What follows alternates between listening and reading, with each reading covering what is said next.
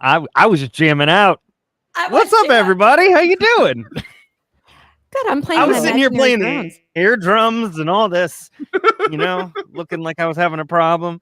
Hello, everybody. Welcome to another episode of True Crime and Wine Time. I'm JT, and I'm here with co-host Terry, True Crime. And my other co-host. It's Mike of Brew Crime. Yay! It's Mike. And Mike is on Mike camera. I am.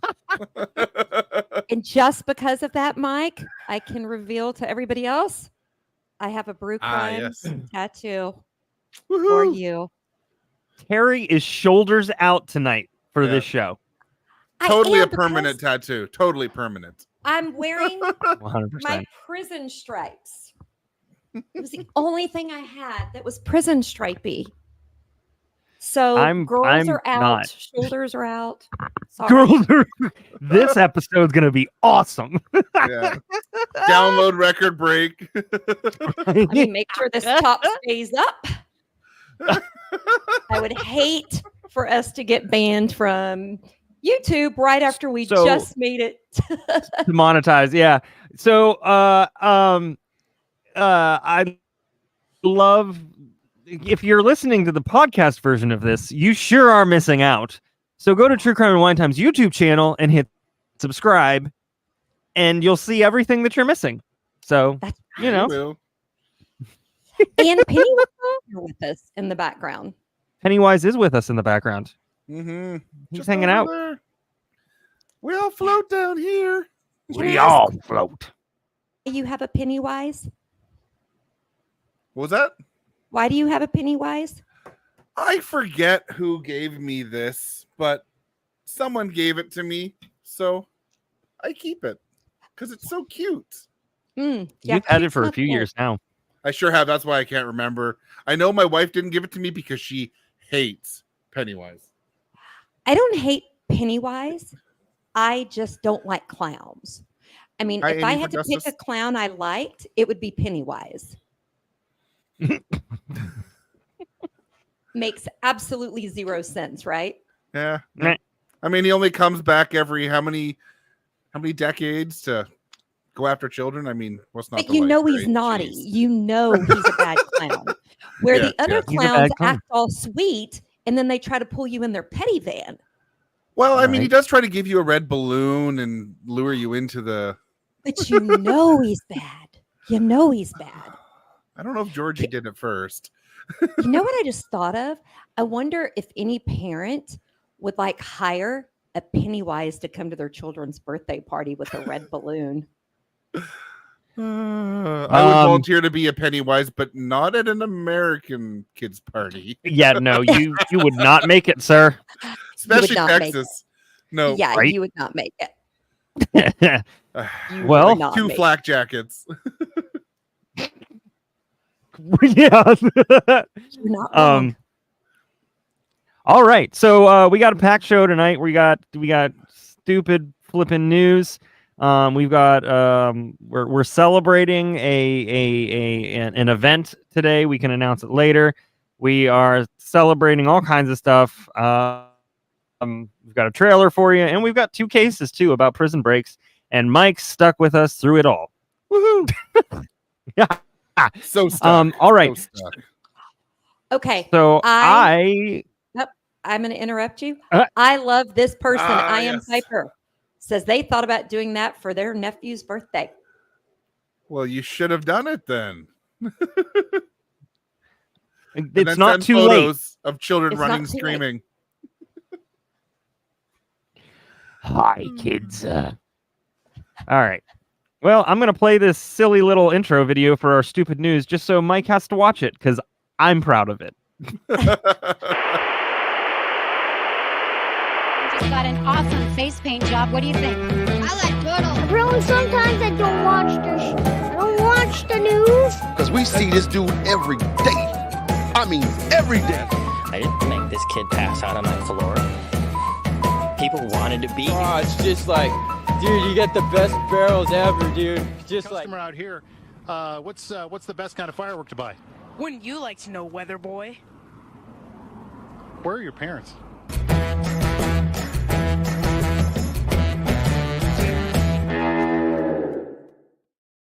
Weather boy. Wouldn't you like to know, Weather Boy? Boy. I'm sorry, guys. I love the video because it makes me laugh Every time. We started off strong with I like turtles, and then the little kid who's like, sometimes I don't watch the news. I love it. It's fantastic. Same here, kids. Same here. I try to avoid the news. I don't have cable anymore, so I can't watch the news. It's wonderful. So we are heading down south, and by down south, I mean closer to Terry. So not close to me then. No. We're in San Antonio for this story, and this was published August 6, 2024. Several people injured after man hides explosives under toilet seats in restrooms. Ah, shit. Oh, shit. Literally. I'm going to be in San Antonio next weekend, so I hope he's in jail still. Check under the toilet seats. Well, I will check the toilet seats. Let me tell you. No. 3 people were injured after these bathrooms that had explosives. It happened last month at 2 car washes in San Antonio. All I'm telling you is if I have to go to the bathroom, it's not at a car wash. No. Well, no. but it's probably the kind like I used to go to in California where you get out of the car, they put it through the thing and you sit out at the little picnic tables or you walk through their little gift shop, go to the bathroom, grab a coffee. So I can see why you would go to the restroom. Yeah. So not the kind where you Paul, get out. Not the kind where you get out in the middle of the car wash. Paul Moses Alden booby trapped the toilet seats with still not a drag queen with commercial fireworks that are designed to explode when pressure is applied. Jesus Christ. This is like legit. Like you put the pressure on him, but he's now facing a charge of arson with bodily injury. Security camera footage showed Alden entering and leaving the bathrooms, watching the bathrooms from the lobby, and leaving after the explosions. Boy, they're lucky they caught him because he was going to do something much bigger if he stuck around to watch. Now, a customer, an employee, and a child sustained minor injuries after they sat down. And so it was a men's room, obviously. Well, yes. And employees told police that they identified him because he's a regular customer who uses a membership card. Oh my God. What an idiot. What an idiot. Well. Gary, I have an answer for you on your I hope he's arrested. Okay. He was arrested, and then he was released from jail on a $50,000 bond. So that sounds about like Texas. Stay away from the car wash. Yeah. 1 ounce of weed. Yeah. Executed. This, you go out on $5,000. It's fine. Court date hasn't even been set for his next hearing, and the investigation's still ongoing. What more investigation do you need? It's a blown up toilet. People were hurt. He was found out to have done it. Case closed. Because they want evidence, right? Of course. Sure. Shit's everywhere. It's pretty easy to find. All right. A child. I'm just going to say he should have. I get that he's demented and he didn't probably care, but how could you do that to a kid? If I would have been him and if I would have saw a child going in there, I'd been like, no. Right? So, you said you had heard of this story, but you hadn't seen the video. Mike, you've heard and seen, right? I've heard of, not seen. Okay. All right. So I've seen some memes for sure. Right. This isn't crime, but really, it kind of is. So he should have been given another shot, just because a money shot, if you will. A French pole vaulter, Anthony Amaradi, saw his Olympic dream go up in smoke in unfortunate circumstances. Unfortunate circumcision stances, with his penis causing his downfall. He's 21. He was competing in front of his home crowd. He looked all set to clear 5.7 meters and take a major step towards the final of his event before disaster struck. Allow me to introduce you to Disaster.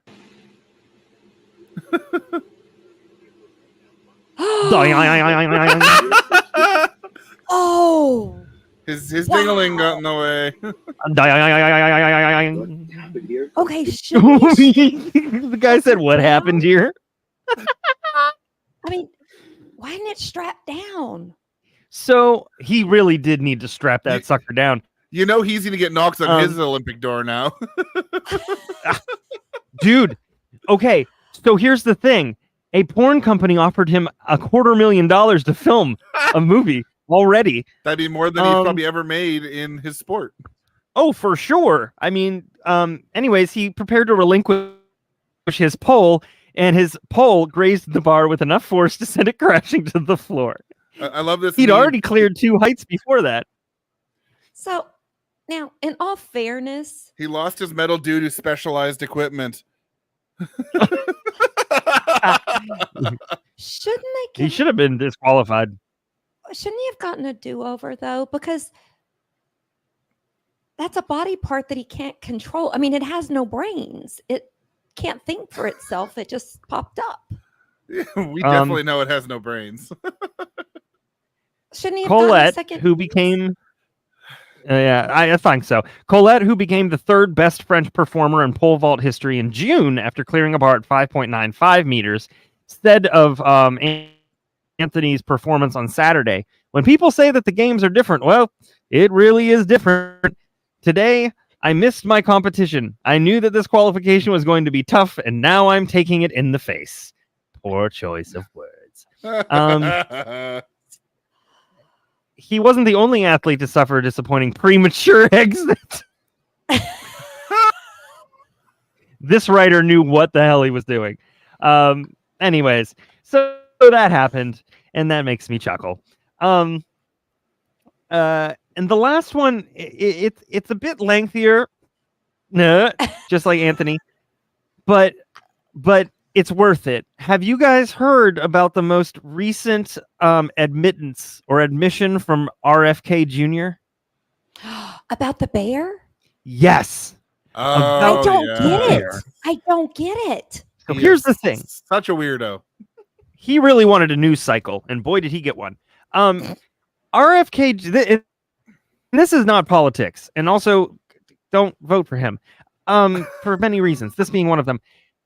So RFK Jr. felt the need to express who, and by the way, this was an actual media story in 2014 that was reported upon, and they never figured out who did it. Right. And it was RFK Jr. But did he really do it, or is he lying? Yes. No, I think he really did it. I think the circumstances that led up to him doing it are wrong and a lie. And I'll tell you why. And I'm going to do this from memory. I'm not even going to read the article because Love It or Leave It, the podcast, had a great coverage on it. So RFK Jr.'s story, which, by the way, he told to an interviewer known as Roseanne Barr, because that's what we do. For the land of the free. So he's talking about this situation that happened, and he's saying, and he starts his story off. Well, I left at 7 because I had to get to where I was going by 9 because I was taking some of my friends vulturing. Not vulturing. What is it? No. What is it? It's not. What is that word? I don't not know. hawk. Hawk. Not hawking. Why am I on blank here? I don't know. Bird watching? No, when you hunt with a predator bird. It's not vulturing. It's not hawking. It's. I have no idea. Somebody. Listen, this is the get involved, everybody. Falconry. Falconing. That's it. So he was taking his friends falconing because what else does a Kenedy do? He goes falconing and is out of touch. So I'm telling you what, it's just ridiculous. At least this fella. So he's taking 7 o'clock. He's driving about an hour and a half to go falconing at 9 o'clock. So this is a 7 o'clock on a Sunday or something. And who's out at 7 on a Sunday driving in the middle of nowhere?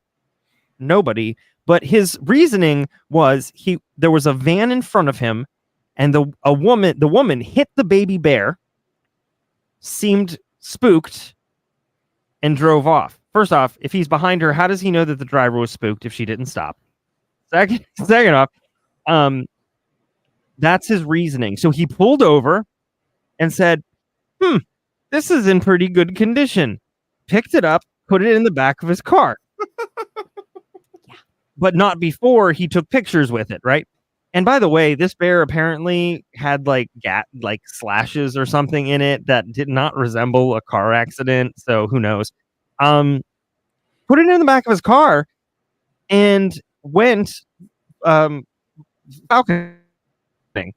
And here's the thing, and this was a piece of information that I found out this morning listening to the podcast that I did, was that day was 54 degrees. It wasn't cold. It was 54 degrees outside. That's cold. That bear, but not for a dead body. Dead body. Bear was in the back of his car all day, and they had such a good time doing this, they stayed longer. And so that bear was in his car the whole day. And then he realized he had to get to dinner in the city, in New York City, at like a high-class steak place. He's talking about this like this is everybody's every day. So he decided to just drive straight to the steak place. Bear still in his car. Where's his falcon in all of this? The falcon was wherever you keep the falcon. It's like northern New York, and then he went down. I don't know all the geography. All I know is that the bear was in the car all damn day. Just leave the bear in the falcon place. Like, come on. Just leave it on the side of the road. There's other options here, or just leave the bear. Like, it's not illegal to take roadkill in New York if you find it. It's not actually illegal in that state. However, that's not the point. The point is you left a dead bear, and who knows if it was actually just hit. Anyways, the bear was probably just laying there forever.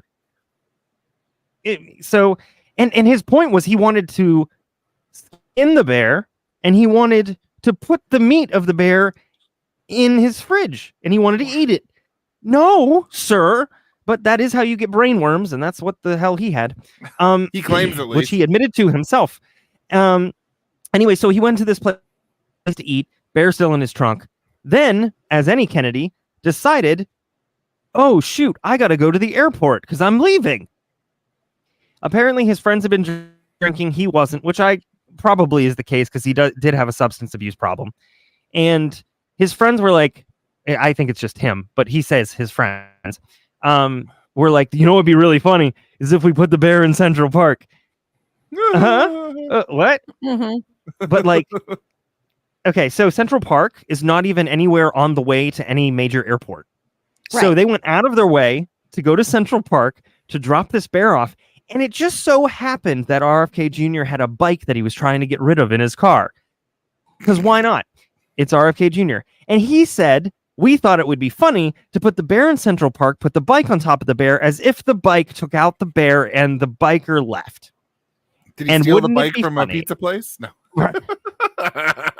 I mean, wouldn't it be funny if somebody in Central Park ran across it? Ha, ha, ha. They'll get their laughs. What? Right. So he did that, and then all of a sudden you get that news story and everything happens. 10 years later, he's talking about it while also running for president of the United States. I think I heard that one of his friends or former friends actually leaked a photo of him with the bear.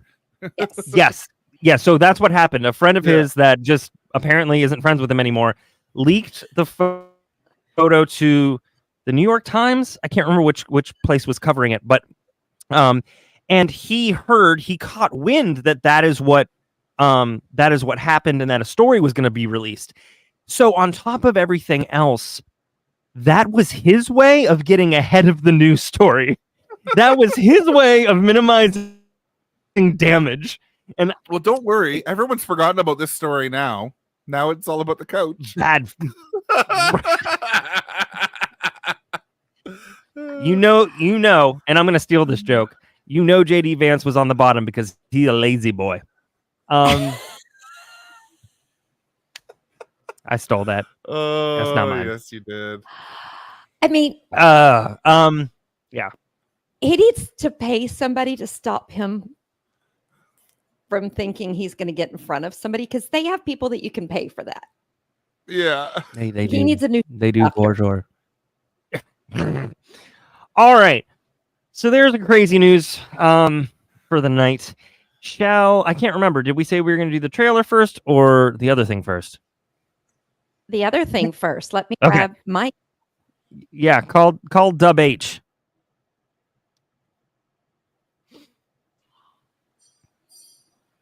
He is coming. So now, will he be charged with anything for the bear? No, it's far out of jurisdiction. I mean, it's animal cruelty for sure. If they could prove that he's the one who did it, and plus, that's probably a hunting violation of some sort. You But it's probably also shouldn't kill. years ago. Well, yeah.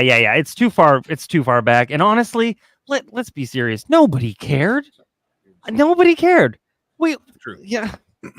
We are He's here. apathetic about guns in schools. We don't care about him There he being is. there. Hey, Dub H. All right. So let's go ahead and do this. For those of you who don't know, it is Terry and Dub H's anniversary It is. today. That is Today. how committed Terry is to the bit. That's right. And on my 20th anniversary, so- I put another man's tattoo on my chest. All right. So Terry had this video / song put together, and we're going to play it for Dub H immediately.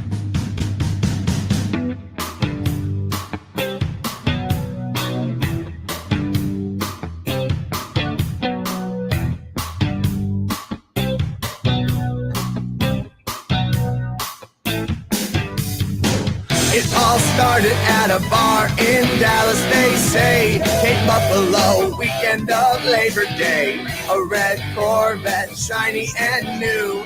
Got her motor running, it's true. For 22 years, they have been a-rockin'. Bad times may come, but no, they ain't stopping. Texas to Las Vegas, California, and back again. They will be side by side until the end.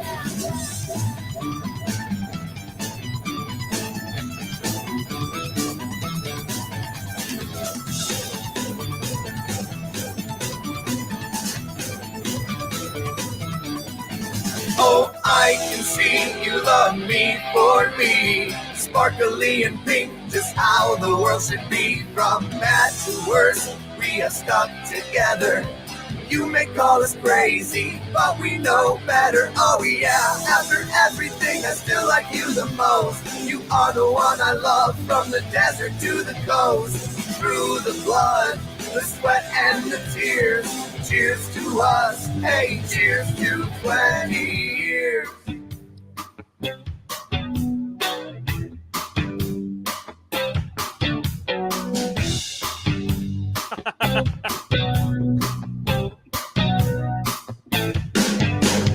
He raised her boys just like his own and became the best father this world has ever known.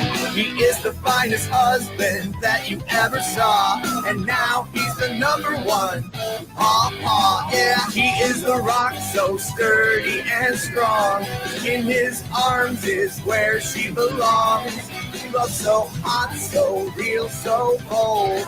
The future is paved with gold, with gold.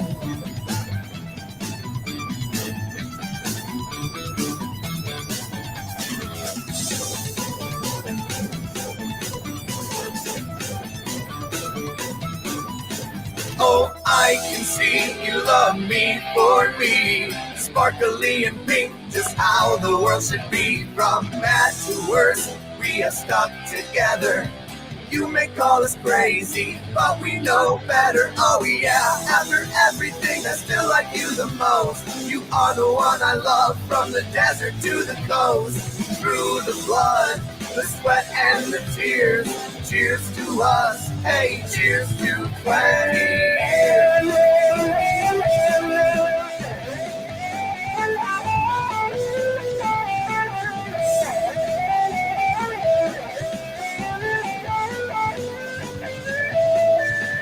Oh, I can see you love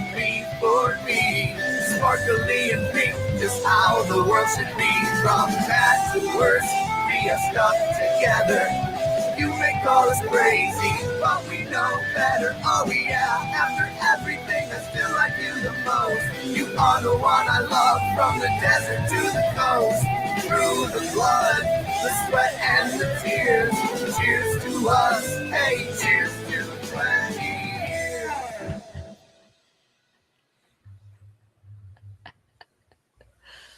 Terry, if your kids kill you, I'll cover the case, okay? Yeah, I just realized, I'm like, oh, they may not be thrilled that I just threw up some pictures of them when they were teenagers. And then Miss Josie was in there. I think yes. I think what it proves is that whatever Terry's having, I will, because she's immortal and doesn't change, no matter how many years go by. Oh please! Or she gets younger. I don't know how to fix that. Well, I already will look tell you, older than anything.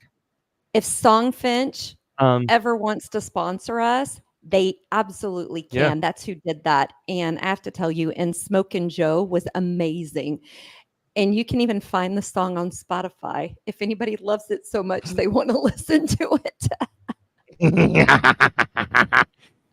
All right. So we are gonna we're gonna play a quick trailer for the new series that we're premiering on tomorrow at 9 p.m. And that'll be going for quite some time because there's gonna be 52 of them. And you'll find out why in a second, and go.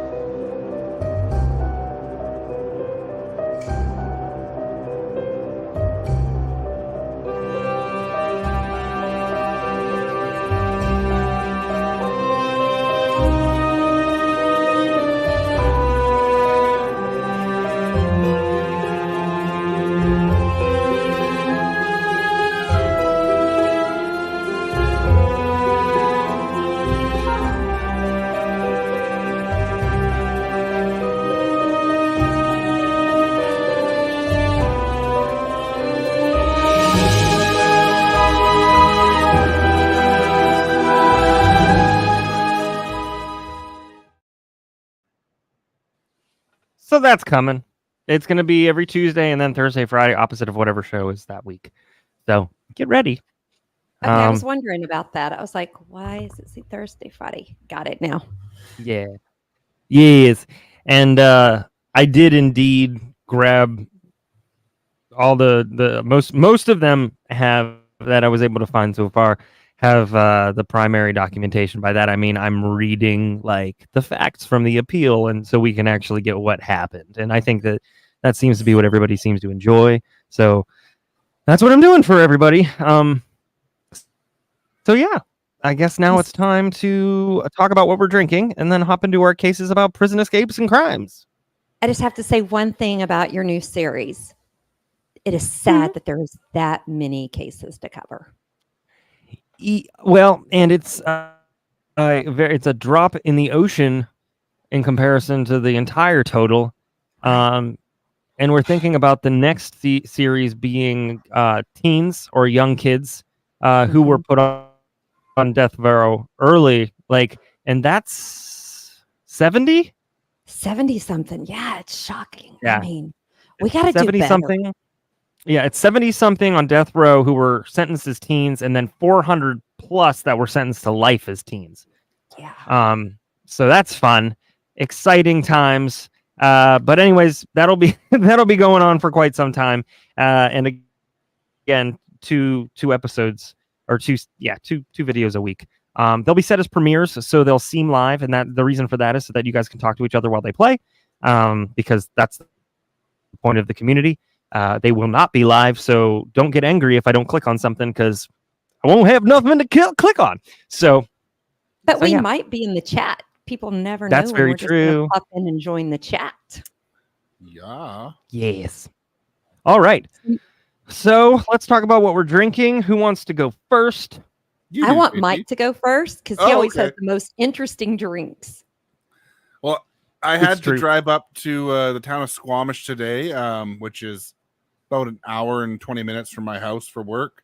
And I picked up some beer from Backcountry Brewing up there. And this is Keep the Change, You Filthy Animal. It's the best. Is barrel-aged imperial stout with coffee, coconut, and vanilla, and it's 12% alcohol. Now, did you say you drove to Squamish? Yep. Isn't that a cancer? A Squamish cell? I think it's a skin cancer. It's an indigenous name in Canada.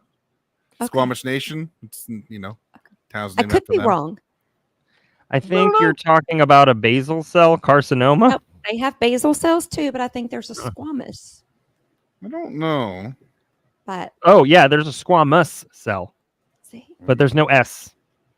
There's a squamous cell carcinoma. Just added an H is all. Yeah. What are you drinking, JT? Well, I need to keep my wits about me tonight anyways. Simply because we were in a tornado watch for until 7 a.m. Oh, fun. I have I know. I have a combination of things. What I'm drinking right now is Twisted Tea. It's a half and half, so that's fun. And then I've got Sam Adams Just the Haze non-alcoholic IPA, which is a grand total of 0.5% alcohol, but it's actually pretty yummy. So I'll take it. And Terry picks a good one. Double H picked this up because I didn't have anything. It is called 19 Crimes Cali Rosé, but it's got Snoop Dogg on it. Snoop D-O-double-G. And Snoop Dogg is doing a great job at the Olympics. I mean, I was like, why is Snoop Dogg there? But after listening to his commentary, I get why Snoop Dogg's there. he was hanging out. As a track runner. Track is not the most fun to be there in person. I mean, I'm sure the Olympics are different. I'm sure that's super exciting. I love watching it. But he was sitting there chilling out, having the best time in the world right next to Simone Biles, and they were just hanging today. And I just think he has really made the Olympics this year. I think France did a great job with the Olympics this year. Other than some things right before. So he is indeed the Olympics mascot for sure. That's our first one. Our first one. That is our first one. Shut the front door. Hey, miss. You're the best. Now I need to hop into YouTube because StreamYard has yet to bring out the idea of who was gifted. All right, let's see here. Who was gifted? Angie, Sam, Kelly, Terry, Llama, gifted. Boom. Yay! First 5. Thank you. That is awesome. Thank you so much. That's what the town of Squamish looks like. It won't friggin' focus properly. Oh, there it is. Okay. Dirty. Yeah, that doesn't look like a cancer. No, it's gorgeous. No, it doesn't. It looks like the very opposite of that. One question about Snoop Dogg. Do you think he's partaking while he's there? Oh, 100%. But it's illegal there. Oh, since that has never stopped him. Okay, I just wondered because it's frowned upon in there. some countries, like in I think it's Japan, you can get in some serious trouble for smoking pot. I remember there was a metal band that was in Japan doing a concert and said they were smoking pot, and then someone ran out on stage and said, "Retract that now." So, yes, I mean, I just wonder. They obviously they most assuredly consulted him on the design of the Olympic flame, right? I mean, truly. Joint, yeah. Let me see if I can find. It doesn't matter. This picture will work. He's doing edibles instead of smoking.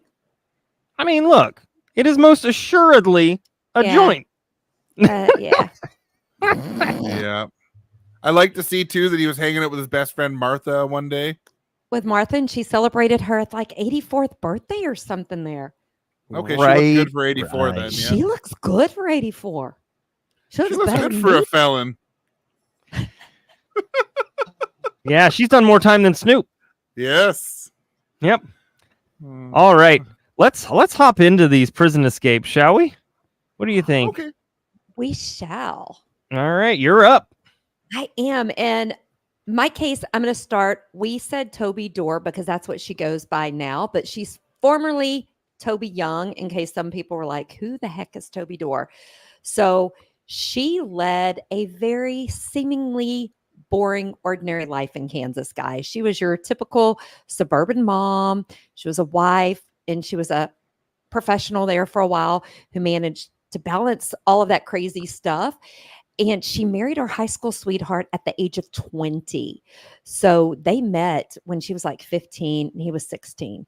She went to college. She worked in management for Sprint, and then she got laid off. Now, she was known in the community for her kindness, her dedication, and her unshakable sense of responsibility. But guys, beneath the surface, she was more than a bored housewife. She was more than a desperate housewife.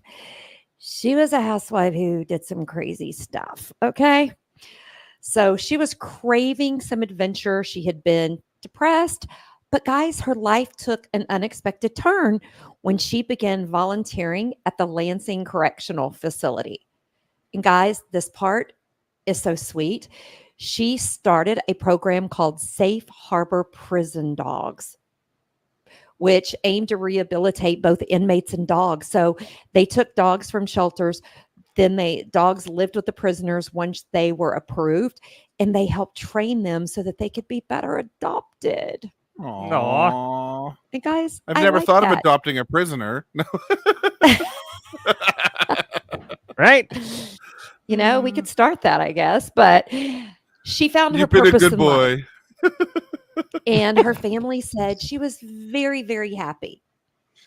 But unfortunately, it was in this unlikely setting for her that she met John Manard, age 27, who, guys, he was convicted of murder at the age of 17. But he was serving a life sentence. But it began as a total professional interaction, and it soon evolved into a relationship, which, guys, I'm going to just tell you, I thought, okay, that's really weird. But then I was watching the Dateline episode on this after I wrote this. I forget what they call the head prison chaplain guard, the main dude. He says that it's very common that they have to let volunteers go, even staff, because they get too close to the prisoners. And that just shocked me.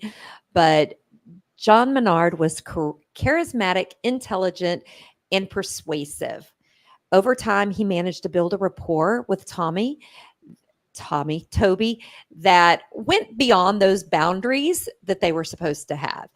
It is said he shared his dreams, his regrets, and his aspiration with her. Guys, she was a lot older than him. So I think he had some mommy issues. But she found herself drawn to his vulnerability and charm. She even said later when she was interviewed that he made her feel loved and seen for the first time. Guys, I found that a little sad, okay? Because I do like a good love story, okay? Listen, just like they say in Star Wars, this is not the Hallmark movie you were looking for. It is not. That's how that goes, I think. Yeah, but it wasn't long before John proposed a totally audacious and crazy plan on how to escape from prison, and he needed Toby's help to do this. Okay. Now, John Manard was a criminal, as I said, but it was complex. He was born into a very troubled household. He had a history of run-ins with the law from a young age, and it escalated, leading to a series of armed robbery. During one of those robberies, it took a deadly turn. There was a shootout and a man died. He was convicted of first-degree murder and was sentenced to life in prison without the possibility of parole when he was 17. So, but against her better judgment and the values she held dear, Toby found herself agreeing to John's plan. Okay. The thrill of breaking free from her suburban life, plus falling in love with him, she was willing to do whatever he wanted. Okay. Now, on February 12th, 2006, the plan was set into motion. Toby smuggled John out of the prison in a dog crate hidden in the back of the van. Oh, wow. He had to lose 25 pounds to be able to fit in the dog crate. Okay.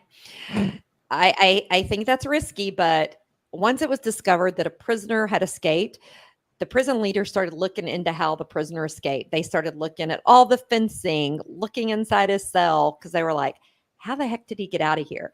So then they started looking into the vehicles that left that day. And they found that the van for Safe Harbor had left the prison and the van had not been inspected and checked per the policy. So they said it was really cold that day. So they just put him into the, let her go, and they didn't check it. Okay. Now, they were worried that Toby was in danger and that she possibly was a victim of kidnapping. So when the police called her husband to tell him that, hey, your wife during her volunteer shift, because she was supposed to be taking the crate, going to an adoption show, adopting some dogs to bring back. So, like I said, the police thought John had forced her, right? The husband alerted them to the fact that there was a large sum of money missing and several guns from the house. And the police were like, oh shit, he not only kidnapped her, he took her to her house and forced her to take this stuff. So they were concerned for her life. I mean, he is the killer. Yeah. Now, he didn't set out to kill anyone, but in a shootout of a robbery, he still took someone's life. I mean, who sets out to kill anyone, other than I can think of a couple people. Everyone. Yeah. I'm like, I can think of a couple of people. I mean, it's been a few years. I should know better to say that. I'm like going, I think you need to reconsider your podcasting career. No, I'm kidding. Yeah. You're not saying anything I haven't asked myself many times. Yep. Now, after talking with John's family, because they were like, somebody had to help this dude, right? So they talked to all of his friends and the family, and they were like, we don't know what you're talking about. We didn't help him. And then they interviewed all of the staff, the prison guards. They're like, hey, y'all didn't check the thing. Then they started talking to all of the prisoners. Nobody helped him. Okay. And they soon came to think maybe the inside person who helped John escape was none other than the rule follower, Toby Young. So, I mean, she was considered to be extremely loyal. One article I read, it was kind of sad. Everybody considered her to be like Mother Teresa. And I was like, yeah, she wasn't. All right. So during these interviews, they found out with talking to the prison guards, they're like, oh yeah, Toby and John hang out all together. They're very close. Somebody should have said something, So the investigators started looking into Toby and her actions leading up to the prison break. They found Toby had not only taken money from the house and guns from the house, she had also cleaned out her retirement account and had that money. So everything was going ding, ding, ding. She's guilty, right? They also learned that she had purchased men's clothing, 2 burner phones, and other supplies that her husband said were not for him. Guys, I had to know what those other supplies were. Oh, boy. Anybody want to take a guess? Honestly, no. Anybody? Come on. Anybody? Sex Bueller. Toys. Oh, yep. Would not be on my top 10. Sex toys. Yeah. Captain got it. Ish. Yep. Ish. Duct tape. Oh, all right, Kelly. Listen, I'm not shaming. I mean, you do you, boo-boo. She pegged it. She pegged it. But during their investigation, they found out that Toby had given John one of these cell phones, and that in the weeks leading up to this, they spent thousands of hours on the phone talking and texting. So my question is, how do prison guards not hear him talking on a phone? I mean, maybe he felt like he was just talking to himself, or they did it overnight when the prison guards don't really give a shiz. Could be. I guess. I don't know. I haven't been to prison, so I don't know. But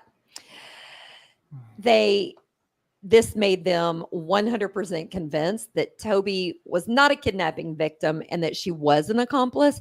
However, they said they were still worried about her safety because they were worried once they got to wherever they were going, he would get rid of her. I mean, you've got a witness, right, who can tell on you. So the police were able to find she had rented a storage unit a couple of weeks before the escape. They went there. Inside, they found the van from Safe Harbor. And she had clothes there and all the supplies that she had bought. They took them on the run with them. So they had another vehicle stashed in that storage unit, which I do say that was a smart thought, right? They did do some good prep. Sure. Now, police had to call Toby's husband and tell him that there was now a warrant being issued for her arrest in connection with John's prison escape. She had 2 adult children. Her and her husband had lost a daughter who died right after birth, but there was 2 adult sons. But the family did not believe the police, okay, until the police gave all the evidence. They were shocked, right? Now, her husband, Pat, was devastated, and the couple's sons never get past this. But the story went international. So I don't know if y'all heard about it, but it was all over here when it happened. And the family did a press conference and said that they believe John had manipulated her or threatened her. Okay. And they asked her to just come forward, give herself up, because they were really worried that he would kill her or that she was going to get killed when the cops rushed in, right? So just 12 days after the escape, police received a tip from a used car dealership who said that a woman by the name of Molly Rose, who looked like Toby but used a different name and had dyed her hair, had come in and purchased a vehicle and then was adamant about the address in Tennessee where she wanted the title sent. Okay, guys, I'm just going to give you a tip right now. If you break someone out of prison and the police are looking for you, if you purchase a car in a fake name, you give a fake address for the title, not the address of where you're really going. Okay? Smart. Just want to tell you. Correct. Just want to tell you. Now, the marshals started preparing to raid the house that they found on the title. And it was in a very secluded part of Tennessee. They said it was a great place to hide. It was by the lake. There was, it's winter, not a lot of people. And the SWAT team, they were getting ready to raid the house. But they had a marshal who was driving around the town in Tennessee, just, keeping an eye on the town, when he spotted a vehicle that he thought was acting odd. So he decided to follow the truck and see what was going on. Now, this marshal told Dateline that the truck looked like it was lost. It kept stopping, turning on its blinker, not going that way, and didn't know where it was going. So he thought it was a good idea to follow them and see if it was this couple, because this wasn't a town that people hung out in. Now, that's a weird sentence. Like, that's a weird thought. Like, this just ain't a town people hang out in. They come, they sleep, they leave. I've been to towns like that before. But during the I'm winter, not coming back. During the winter, if it's a tourist town and everybody comes there to be on the lake, it's kind of like a college town. Nobody's there when school's not in session. So you're not just hanging out in town. So you would know everybody, right? And you wouldn't be lost. That kind of reminds me when I was in Atlanta and our hotel was canceled there and we had to book another one. We found one in 20 minutes out in another town. And when we walked in the hotel, they're like, "What are you doing here?" We shouldn't have hung out there. We were told that me and my wife were told if we left the hotel, we get in an Uber or after dark, we get in an Uber or we don't leave the hotel. That sounds like Atlanta. No, Atlanta's safe as hell. It's town of Lithonia. That's where we were. I'm going to just tell you, Atlanta Extreme is not violent safe as crime. hell. Oh yeah, it was. It was awesome. Okay. There's parts that aren't so safe, but you do you, boo. Every city. You do you, Every boo. city. So this marshal followed them onto the freeway, but he called in backup, especially when he pulled up next to it because he's not in a cop car, right? He's in a regular truck. He pulls up and he sees John Manard driving and that Toby was riding in the passenger seat. So he called in backup. No kidding. He said, I think I might need more than just me and this taser. And they were all getting ready to go to the house. Just a taser? Rocket launcher. So, as we all can guess, a high-speed chase started. Now, something that's funny about this, when you hear Toby interviewed later, she said, as they're driving down the freeway, they noticed a cop car was stopping people from getting on the freeway. And she looked at John and she goes, there must be a wreck up ahead or something because they're not letting people on. And John looked at her and smiled and goes, no, honey, that's for us. I think this dude was loving this, right? Oh, yes. You don't go to jail because you avoid having fun getting chased. Well, but now he was 27. He went to prison when he was, 17, 18? You would have thought he would have changed a little bit, but that's okay. Anyway, John was speeding. He lost control of the car after he crossed the median onto the other side and was driving down the shoulder of the road going towards traffic. Sure. Why not? That checks out. And he lost control. They spun out and they almost hit a tree going 105 miles an hour, guys. That's fast. Oh, I don't know what it is. No, but they fast. almost went through the tree. Yeah, they Jesus. would have been dead. You know how when you're pitching, they say envision just past the catcher? Right. You don't, if you're about to hit a tree, you don't envision just past the tree. You need to go just around. Never mind. Did you say it was 105 miles per hour? Yes. So 169 kilometers per hour. That is very fast. Yes. Yeah. That's very fast. I'm sorry. glad you mathed Freedom that. units. It's a thing. Yes. I had to do my calculations. Yes. Yeah. It's so hard because in brew crime scripts I got to do both, and then in this one I don't, and I don't know what units I use anymore. Yeah, I use the unit I know, but if I need to do the other, I scream at Double H, "Hey, how many kilometers is that?" So, hey Google. Now, yeah, but I ask those questions when I'm laying in bed listening to a podcast, and I'll roll over and I go, "Hey, how many kilometers is it?" And he's like, "Oh my God, Terry." So, but hey, your military uses kilometers. Take that. The military does? Hell yeah, it does. They also use that crazy, weird 24-hour clock format thing that I use. Yeah, I know. I mean, my 8-year-old knows how to use it now. It's 8:54, so I have to add 7. It's 20:54. Nope, that's 15:54 when I do it. 15:54 is 3:54. Oh, see, yeah. Yeah, we're just going to keep going and say Terry doesn't do gas math or 24-hour military time. We also don't do time zones. We're fine. Yes, we're good. Now, they were both arrested, but there wasn't a shootout or anything. I do think John must have cared about her because when they wrecked, he immediately jumped out so that they wouldn't shoot because he was worried that she would get hurt. So I do think he did care about her. The thing I found interesting, they gave him an additional 10 years tacked on his original life sentence without parole. Explain to me what 10 more years is going to do for him. It makes the judge feel like he actually did something. I don't know. Okay. Okay. Well, Toby pled guilty to aiding and abetting and for bringing contraband into a prison, aka a cell phone.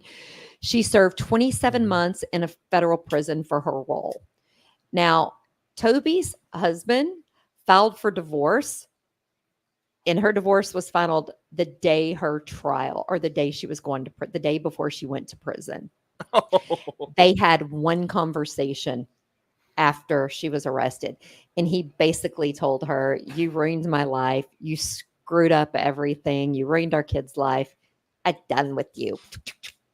Done." So good job. I'm not gonna hate. I think he did. Toby later told Dateline that she fell in love with John. Okay. I would hope so. Okay. I hope you. Yeah. There's a lot of things really weird. For love.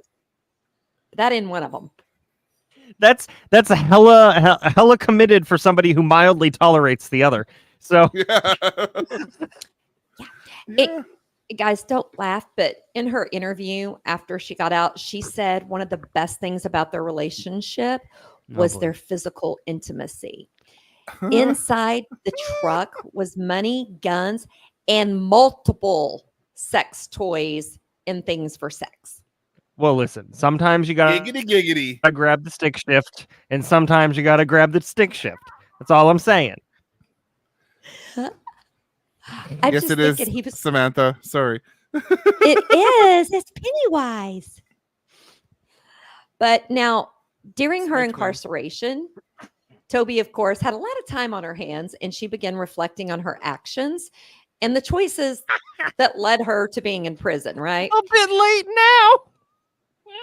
But she does what I wish more people would do. She used the time to truly gain some insight into her own mind, understanding why she did it. Okay. Now, I want to tell you, Toby is remarried, and she now works to help other women break out of what she calls their emotional prison. And then she also helps women coming out of prison. Okay. Now, a significant part of her journey towards redemption involved reaching out to those she had wronged. Guys, she even sent a letter to that head guy at the correctional facility and apologized. He actually met up with her and told her thank you for that, because she owned it, guys. She didn't try to say, oh, he manipulated me. Oh, he did this. She truly said, I screwed up and I should have just gotten a divorce. Yeah. So I give her some kudos for that. Because you got to remember, her husband that she was married to, they met when she was 15. They got married when she was 20. She never dated anyone else. Oh, never do that. So, always date around first. Get out there and try a few first. Try and before you buy. Don't run off with a guy from prison that you hadn't tried on yet. Yeah, like a skin suit. I mean, I know what you meant. You want an Anthony, the pole vaulter. You don't want Hannibal Lecter. Pick the right one. No. Now, guys, what is sad, she was unable to repair her relationship with her youngest son, who died just a little bit after she got out of prison. Oh, that's she nice. did go see him when he was sick with cancer, and she asked if she could hug him, and he said no. And she goes, well, I love you. And he goes, I know, Mom. Well, at least he still said Mom. Yeah. But she is still trying to repair the damage to her relationship with her older son. And to this day, none of her sisters or her son have anything to do with her. Her brothers still talk to her, and her mom and dad did up until they passed away. But they didn't. I can't blame them. I really can't. I can't either. I mean, the sisters, I'm a little bit more the kid I can get because your mom chose a man over you. But sister, not sure how. Sister, partner, that kind of thing, Yeah. Makes sense. But she wrote a memoir. She shares her story as a cautionary tale, and she's now a motivational speaker, and she's works on prison reform.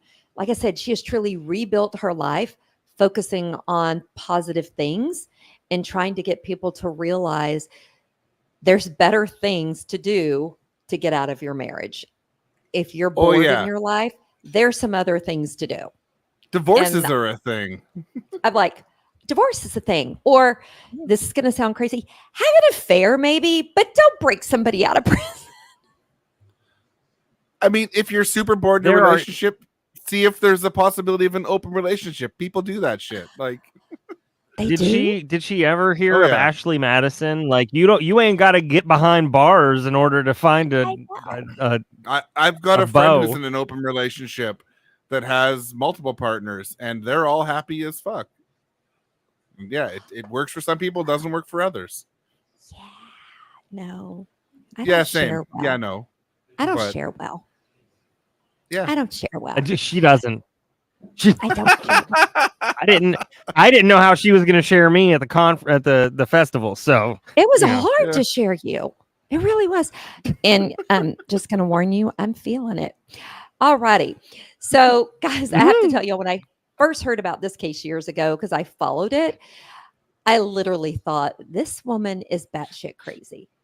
You literally leave your perfect, normal, boring life with, yes, your kids have left home, but you are volunteering and you're helping all of these adorable dogs be trained and find homes. And you not only screwed over your family, you screwed over yourself, but you screwed over all these dogs because they canceled the program. Aww. But the puppos didn't do anything wrong. I have to say, what did they do? I know. But after doing all of my research, the fact that she owned it, accepted responsibility, and she's doing everything that she should be doing to show that she wants to lead a different life, I truly think she made some really bad decisions. And I shouldn't think she's crazy, because I think we all do things for love. I'm just going to tell her next time, have an affair. Don't break a guy out of prison. And that's my case. Yeah. Oh, man. Nicely done. Nicely done. Very nicely done. All right. So, mine's thorough. What does thorough mean? It's longer. Longer than hell. Yeah, it's okay. It's okay. Hopefully, I made it interesting enough so that, and I think it'll go pretty quick. I did 20. I started a new beer just to be ready. So there. I'm starting to get the giggles. So it's the best of Shires. It's the worst of Shires. I agree, Captain. Would have worked if they'd left a Great Dane in a uniform in his cell. I don't know. All right. Maybe a pit bull. Yeah. All right. Hope is a dangerous thing. Hope can drive a man insane. I think a famous character said that once, and I'm pretty sure his name was Red, played by Morgan Freeman in the movie Shawshank Redemption. Hells yeah. Alternatively, Andy Dufresne said, hope is a good thing, maybe the best of things, and no good thing ever dies. And also get a Rita Hayworth poster. Right. If there's anything I've learned from that movie. There are stark differences in those two quotes. And honestly, I never thought about it until I saw them back to back. So I was yesterday years old when I learned that. When we had thought about doing this topic, all I could think of was like, how prevalent could prison escapes really be? I mean, we have AI, we have serious technology. There's a lot of shit out there to keep this from happening. We're ahead of the world, right? No. I was a bit surprised to read that after CBS dug into 26 states, there were over 1,100 documented instances of escapes from law enforcement custody over the past 5 years. Mm-hmm. When asked about the prevalence, double talk abounds. Bryce Peterson, through no fault of his own, said, escapes are more common and less common than you think. Escapes are happening every single day. You have people leaving from minimum security custody all the time, several times a day, frail facilities across the country. But escapes like what we saw in Pennsylvania, these more sensational escapes are extremely rare. Now, Peterson is speaking about the escape of 34-year-old Danilo Cavalcanti, the guy who scaled the wall of the prison like friggin' Spider-Man and led police on a hunt for 2 weeks. One of the major reasons this happens is due to severe understaffing in facilities. I don't think I'm going to call them correctional facilities because they rarely do anything correctional. Yes, I am throwing shade. So if you feel cooler, the library is open. Okay. Hold on. Am I just learning Stephen King has something to do with Shawshank Redemption? He wrote the book. Absolutely. Short it's one story. Of his short stories. Yeah. How am I just this? So it's the Green Mile. Well, I knew the Green Mile, but I didn't know Shawshank Redemption. Stand by Me. Stand by Me is him too. Cujo. Okay, sorry. I'm just like, that's one of Dub H's. He loves that movie. It's one of the best movies of all time. Period. Yeah.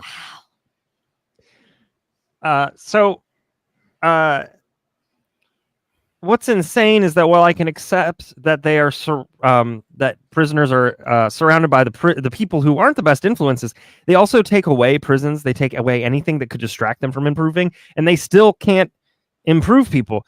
And some people are beyond improvement. Some people just want to watch the world burn, but holy shit, it just they won't fix this prison system, and it won't be fixed, and they won't stop being understaffed until we stop paying states for keeping their cells full. We pay prisons per full bed, and it's asinine how this works, and states should be paid by the empty cell working to rehabilitate and improve the community and not the other way around. But that seemingly makes more sense, and well, we apparently prefer horse paste to actual immunizations. I think it's important to know, although not entirely reassuring, that most documented incidents, mind you, don't end violently. However, they can have horrible and devastating outcomes. There's the case of Gonzalo Lopez, who escaped from a prison bus like friggin' Michael Myers and killed a family of 5 during his 3-week freedom binge. So that is one with a terrible outcome. But today's the day we speak about one of those prison escapes. It's one of those days where things, they went horribly. JT, can I guess which one it was? What? The one that I'm covering? Yes. Yes. It has to be Con Air. Nope. What? I love that movie. Are you covering the song Old Red? No. However, upon Mike's very first suggestion, I almost took it seriously. Con Air is epic. It's such a good movie. Oh God, that guy playing with the kids and the little doll. I mean, he is creepy. Steve Buscemi. Yep. Welcome to our 4 days in Denver. That's what this was. Yes. I'm feeling a little Denver-y right now. Hey, so no, it's not. It's not. Put the bunny in the box. It's. I don't get it, and toy? That's hilarious. No, that's a rabbit. So I'm not covering Con Air, but the escape of the Texas 7 from John B. Connally Unit in Texas on December 13th, 2000 was meticulously planned and orchestrated by, I think it's George, but it could be Jorge. I'm going to go with George Rivas, the mastermind. Before we get into the escape itself, let's kind of talk just a little bit about the John B. Connally Unit. Because I think having a little sense of the environment and what it was is important. So it's a maximum security prison, I guess not, for males located in Karens County, Texas, which is full of bob cuts and angry people at their coffee. That's not official. Located just east of U.S. Highway 181, 2 miles south of the city of Kenedy and southeast of San Antonio. The prison has around 813 acres of space. It's operated by the Correctional Institutions Division of Texas Department of Criminal Justice, which is a mouthful, which is just what Abbott likes. Unit is named for former governor and U.S. Treasury Secretary John V. Connally Jr. If his name sounds familiar, it is because he was the fellow riding with President Kennedy when he was assassinated. He was the guy riding in the middle jump seat. Now, something interesting about that is that he refused to accept the single bullet theory. And that suggested that one shot passed through Kennedy's neck and caused his own wounds. Publicly, of course, he agreed with the Warren Commission's conclusion that Oswald acted alone, but he insisted that all 3 shots struck occupants of the limousine. And I think he disagreed that Oswald was the lone shooter. So just fun, he was there. And you know that when you say prisons in Texas, there's a thing going on right now because Texas prisoners are complaining because they don't have air conditioning. They have cable. Some of them have Game Boy box things, whatever those little things are that you play games on. But they don't have whatever that thing is called. Xbox, PlayStation, that Nintendo, thing. Xbox. One of those things. But they don't have air conditioning. I mean, guys, I will show you my only gaming that I've ever done. Let's see if I can do this. Oh my God. That is the only game system I've ever played on. Friggin' epic. I don't know what game it is, but that's epic. It has 70 something games on it. Nice. So yeah, that boxy thing, but they don't have AC. Well, priorities. This prison opened July 95. It's considered a G1 to G5 security class, which is essentially administrative segregation. Other than the Texas 7, other notable inmates include Carlton Dotson, the Baylor Bears basketball player who murdered his teammate Patrick Dennehy, Bernie Tide, which sounds fake, but he's a mortician and convicted murderer who was the subject of the 2011 film Bernie, Raymond Ayala, the Houston, Texas rapper, better known as Lil Bing. Oh, could have been a better name there. Yeah, convicted murderer and rapper. Total number of employees there, 354. Security employees, 223. Non-security, 76. They have 41 medical and 5 mental contracted health employees. The capacity is just under 2,100. I cannot find anything regarding how many are actually there. But I'm thinking, though, that even if it's a 24-hour mental and medical health care, they have that available. 5 mental health professionals contracted is not enough for 2,000 or more. Just tossing that out there. That made me laugh. It is the best search engine. Lil Bing is the best search engine. Yeah, but we do now. I know we do now. I mean, oh God, basic human right here. Right? It's warm here. But also true. It's true. We didn't always have it. Canada's not known for their AC. So wait a minute. We've had air conditioning since I was born. And that prison was built in 1995. Growing up, I was the only person in my house that had air conditioning because I had a job and it was too hot and I went and bought my own window air conditioning units. See, I love that you're that kind of person. You want something, you worked for it, and you went out and got it. And I was the only person who actually got some sleep. I agree. Yes. I'd wake up and my sister would be sleeping on my floor because she could sleep. That's what I was getting ready to say. If I would have been your sister, I would have been crawling in there with you, but I wouldn't have slept on the floor. I would have crawled in the bed and put you on the floor. I had a single, so there was, There's plenty of room for you on the floor. It's okay. I had a single for quite some time. Okay, brother. So that, you know what, Sam, you stop it right now. You stop it right now. Sam is so young. Yep. Wait a minute. You are 5. Wow. Yes. Okay. So let's talk about the players in this escape. George Rivas, he said, he was, as I said, the mastermind behind the escape, and was serving 18 consecutive 15 to life sentences for burglary, kidnapping, and aggravated robbery. He's a career criminal, highly intelligent, with a huge ego. He was born in El Paso, Texas, May 6, 1970, and he was 6 foot 231. and he was described as a Beavis and Butthead kind of a guy. That's not a compliment. No, he wanted to be a policeman and turn to crime, as one does. Some become policemen and stay in crime. I'm going to say it for Mike because I know he's going there. I was. He was raised by his grandmother and grandfather after his parents divorced when he was 6.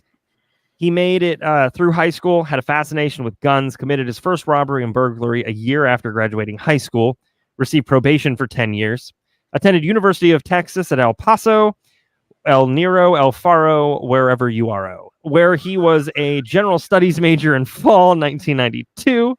He dropped out spring 93 and had a short-lived criminal career that landed him in prison.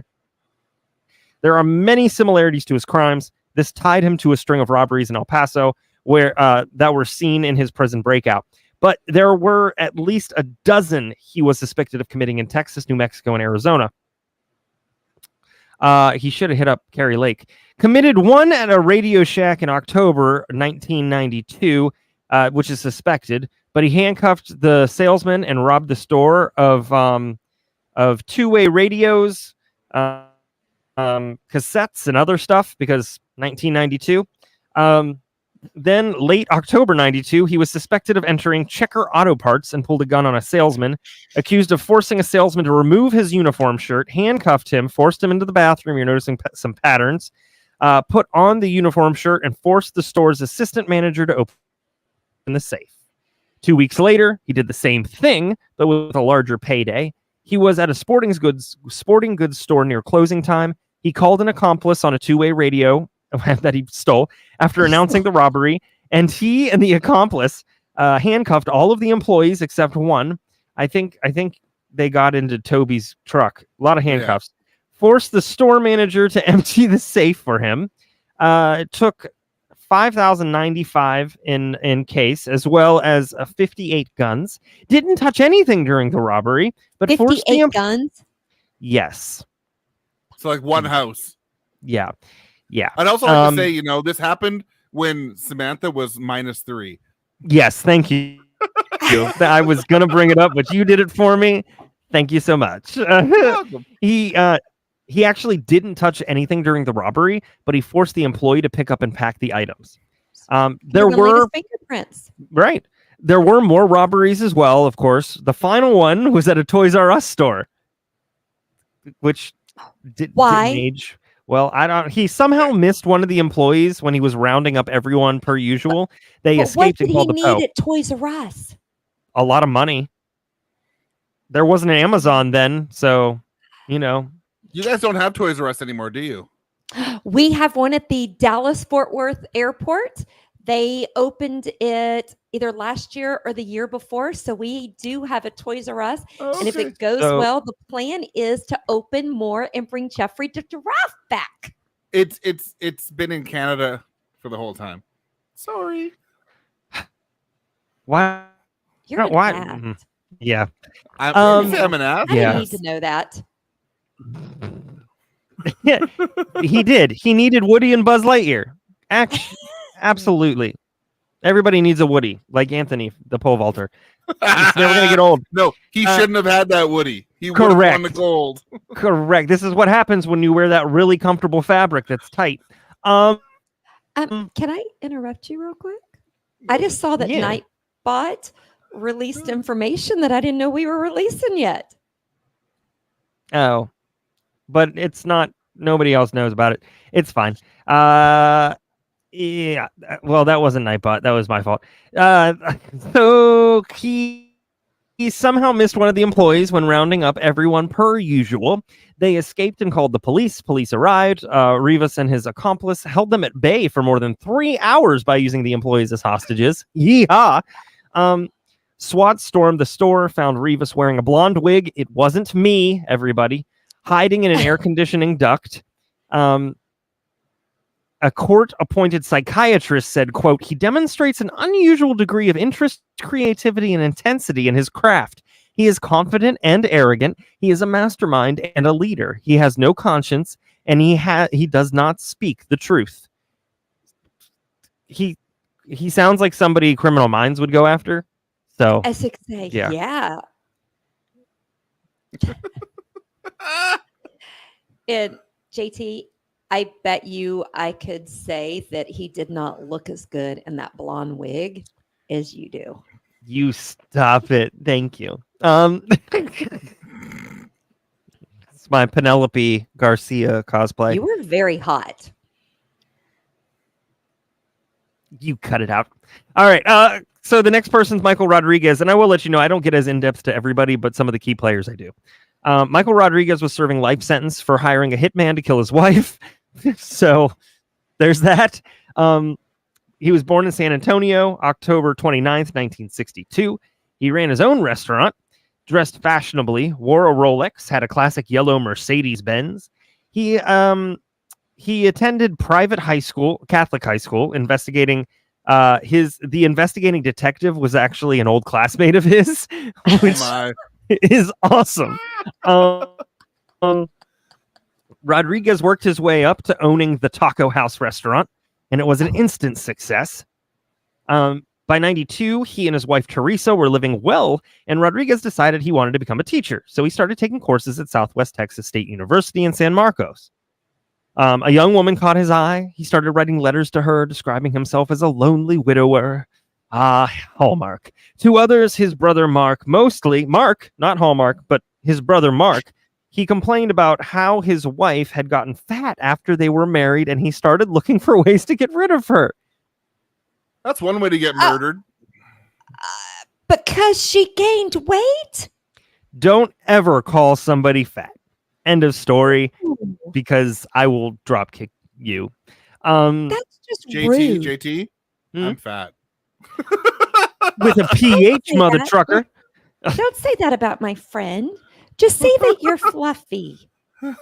Very fluffy. Or as WH says about me, I'm soft. You're not soft. You know what I say about Mike? He's awesome to hug. He is, kind of. Kind of? Bestie Sorry, hugs. Amber. Well, no, because I try to respect those boundaries, and I have to tell you, your wife could probably hurt me. Oh, no. And if we're I huggers. mess with her property, 100% huggers. I don't want Amber on my bad side. We're both huggers, so there's no messing with. Okay, good. So Mark was going to help his brother, and murder became an option. At the time, Mark was a cocaine dealer at the lower end of the spectrum of that deal. Oh. Teresa was 30, numbers are hard, and had two $150,000 life insurance policies in her name with Rodriguez as the beneficiary. Mark said, I can find someone. And they did. Roland Ruiz, 20, ex-con, just out of jail, agreed to kill Teresa for a grand total of $2,000. $2,000? That is not enough. That is not enough. And that is the difference between you and them. I usually charge 35 cents, but it's whatever. October 1992, Michael and Teresa went to the movies. He pulled the Mercedes into the garage. Ruiz ran up to the passenger side of the car and shot Teresa one time in the head as she opened the car door to get out. Ruiz fled. Teresa died almost instantly. Now, Ruiz's mother got suspicious because he was buying new clothing and other items. So she kicked him out of the house, and soon his money was gone. The police were on to the three men within days. They learned, among other things, that you guys didn't know you were getting like 10 cases in one, did you? It's just so much fun to learn about the stories. My poor brain. He had money while he lived at home, but then he moved out and he no longer had money. So Ruiz, the one who earned the $2,000 for killing Teresa, started buying new clothing, other items. And he spent it all. Yeah. His mom got suspicious, kicked him out of the house, and then he lost all of his money. Okay. $2,000 ain't going to go far. No. The police learned, among other things, that Rodriguez had gone out drinking with friends on the night of his wife's funeral, something a mourning husband wouldn't likely do. I don't know. I'd go out drinking, I think, if my wife had died. I'd be blackout drunk.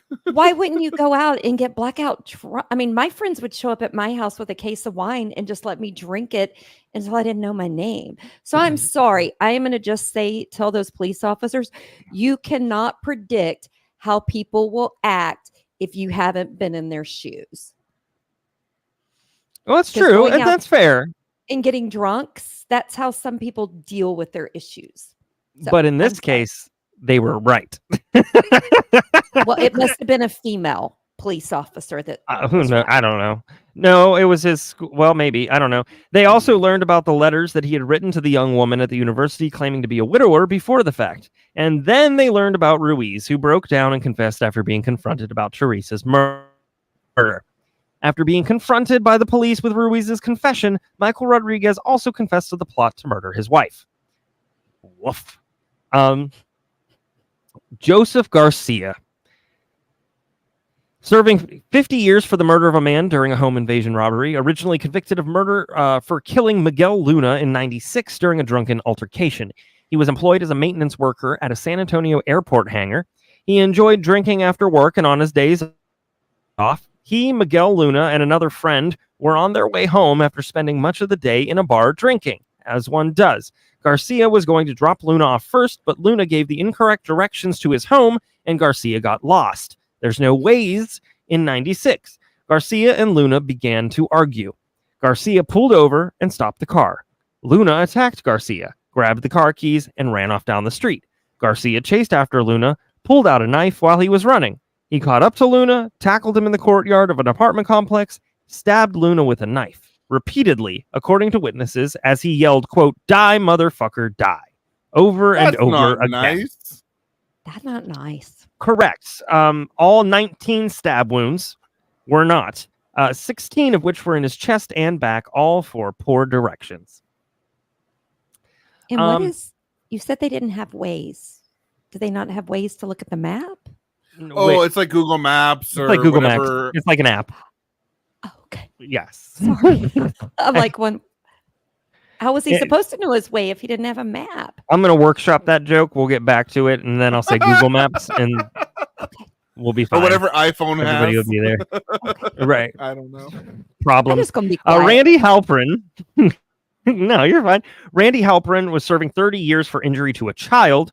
He was born to abusive parents in McKinney, Texas, September 13th, 77. He and his younger brother were removed from their home by CPS in 83, were placed in foster homes. There was a kind-hearted couple who owned an electronics business, adopted both the boys. He was known as an intelligent young kid. By 13, he was having problems with reality. Police said, quote, one of the most significant problems was that he thought aliens were going to be landing. He took maps, marked landing sites, and so forth. He wasn't unintelligent. He could form a plan and execute it. His adoptive parents took action, good, and sent him to a boarding school in Kentucky, probably less good. At first, he was good. He kept his grades up, but things changed fast. He got in trouble for being in the girls' bathroom with a girl once. Snuck out. Oh, how dare he? Snuck out of his dorm once by tying sheets together and climbing out. Impressive. But he got worse. Christmas of 95, he went and stayed at the home of another student and did some shoplifting, put on school probation, carved his and some girl's name into brand new wooden benches. Oh, the horror. He was expelled, and his father said he couldn't come home. Despite saying he couldn't come home, his parents helped him get an apartment in Kentucky because apparently they have hearts the size of elephants, not in an unhealthy way, but figuratively, and assisted him financially. But he cashed the checks he was receiving and began living on the streets. He returned to Texas. Began staying in a homeless shelter in Fort Worth, befriended a woman with an infant, soon became acquainted with others, pooled their money, and all moved out of the shelter and into an apartment on the west side. Halperin never thought of whether he liked kids or not, but living with the child, he soon found out he didn't. The crying got on his nerves. So talking did no good, so he resorted to physical violence, and I'm not going to go into detail on that any further because unnecessary to this story. Yeah.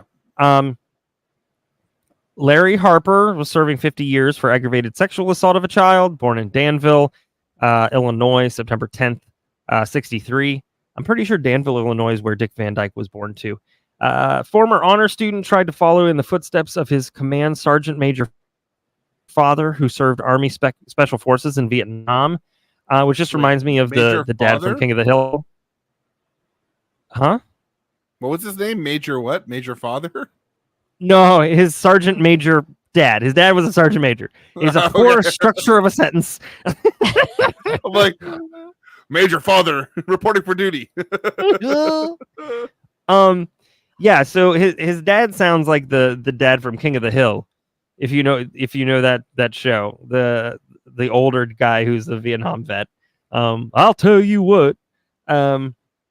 He earned an associate's degree in military science, joined the Army Reserve, went through airborne and infantry training, and informally participated in Green Beret training exercises. He still fell short of expectations and was disappointed he didn't follow in his dad's footsteps. His mother divorced his father when he was 10, completely severed ties with her family. He lived with their dad on military bases. His dad wasn't available and was committed to his military career, so they were essentially abandoned. He attended the University of Texas at El Paso in '86, majoring in marketing. He held the status of an honor student. In the latter half of 1993, he broke up with his girlfriend and started drinking heavily. At about the same time, a string of rapes began near the university campus. He was horrible. The things he said to the victims was terrible. On the 31st of October in '93, he was caught in the act of voyeurism, confronted by a security guard. Harper was carrying a screwdriver, a pair of scissors, and 2 rolls of electrical tape. He escaped going to jail then. 3 nights later, he was seen peeping again, still not prosecuted. 4 months later, March 23rd, '94, returned to the woman's apartment from just before. This connected him to the other rape cases as well. And Dr. Gold says, quote, he had nothing but rejection from women. He's one sick puppy, not the usual jail inmate, the kind who is cocky and proud of his crimes. He is extremely depressed. It is chronic, serious depression. There's a whole lot of emotions going on in that one. Yeah. He had some stuff he needed to deal with, and he did. And some meds needed. I think so. Yeah. Patrick Murphy Jr., 50-year sentence for aggravated sexual assault. These guys are real winners, by the way. Born in Dallas, October 31st, 1961. Former construction worker who did a stint in the U.S. Army, was dishonorably discharged for continuously going AWOL. He was a normal, occasionally mischievous sophomore in high school. By '84, he had become a rapist. His victim, a 23-year-old divorced woman he knew from high school and who was living with her mother. It started as a simple burglary. Trigger alert. The young woman was awakened by a noise, got up to investigate, saw a man in the living room of her mother's home, face covered, grabbed the woman when he realized he was seen, and held a knife to her throat. Woman submitted to his demands and let him cover her head with a pillowcase. He then proceeded to rape her. When she was certain he left, she woke up her mother and told her. They called the police, reported. After his arrest, she positively identified his voice from a voice lineup, and that was enough for the jury, along with her testimony.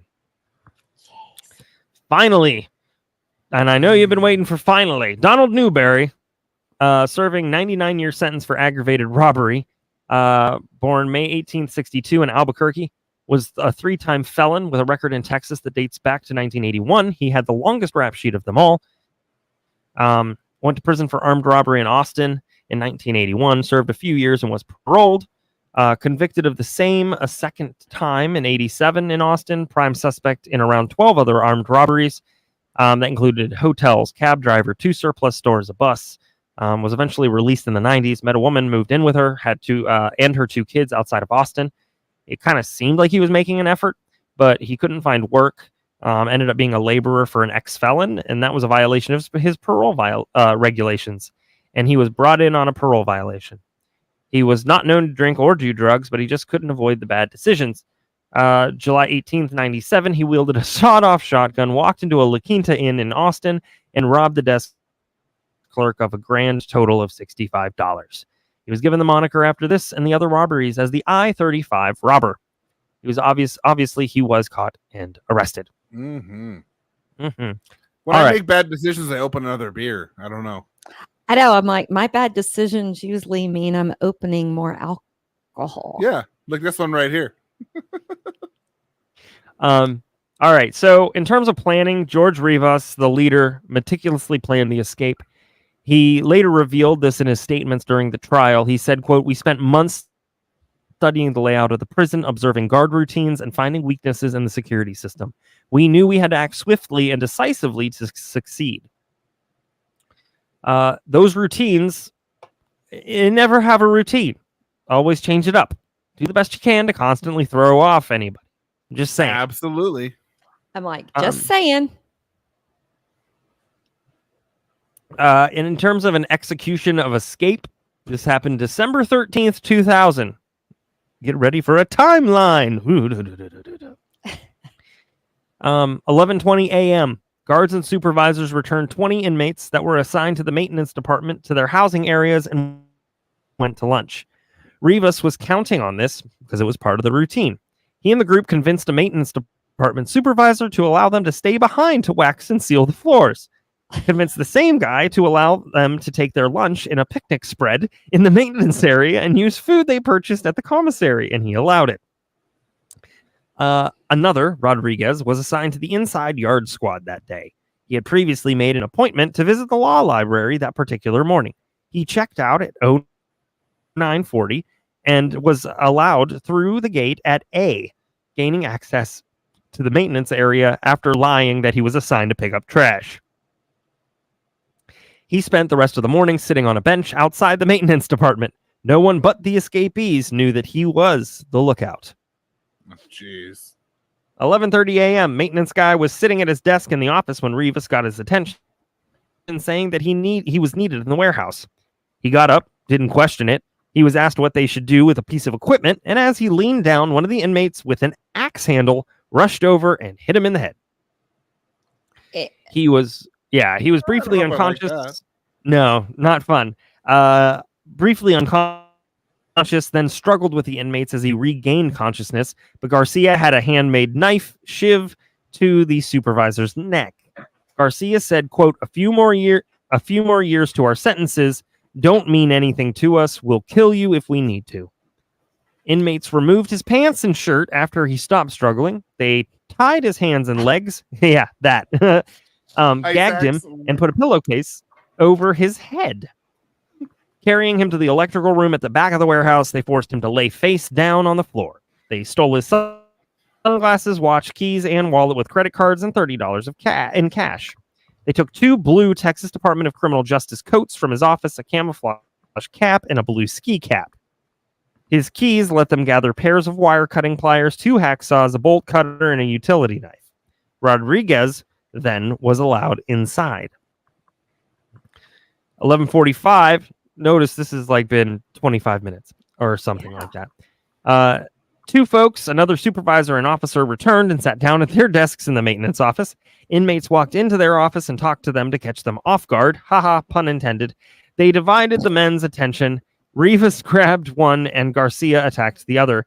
They forced one to the floor, removed his uniform and shoes, bound his hands and legs with ties and duct tape, placed a gag in his mouth after hitting him in the nose because he wouldn't open his mouth, took his watch, keys, ID card, $65 cash, carried him to the electrical room. At the same time, the other gentleman was taken to the floor. Garcia put a sharp-pointed object in his left ear and threatened to push it all the way in. They took his jeans and boots, keys, a pocket knife, and a wallet containing ID and $60 cash. Bound him, put him in the closet as well, slamming his head against a wall, knocking him unconscious. 12 p.m., also known as noon, popularly. 2 more were finished with their lunch and heading back. They arrived, and Rivas approached one, said the first person they attacked was in the warehouse and needed him. He didn't say they were attacked, but he said they needed him. I was going to say they didn't say attack, did they? Okay. No.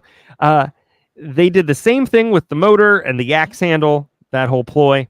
He went unconscious, and then when he regained, they apparently learned because he woke to something sharp against his neck.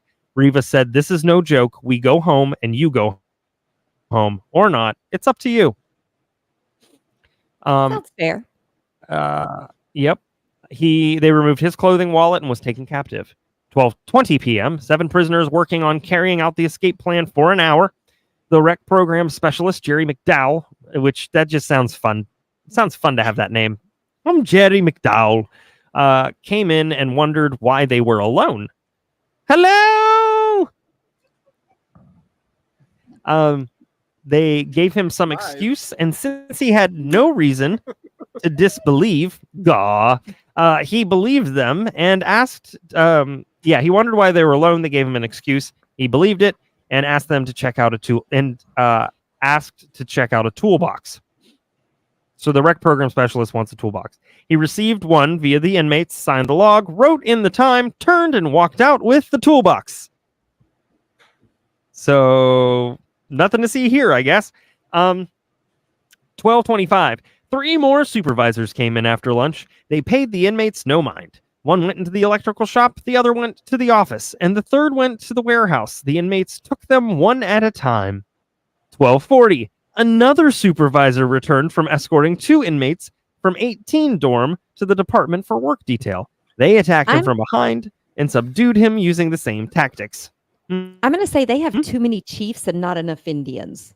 That is a lot of supervisors. See, yeah. So Murphy went into the office with the new inmates who showed up and said, quote, "We're having a spread in the back. Why don't you guys come back and fix yourselves a plate?"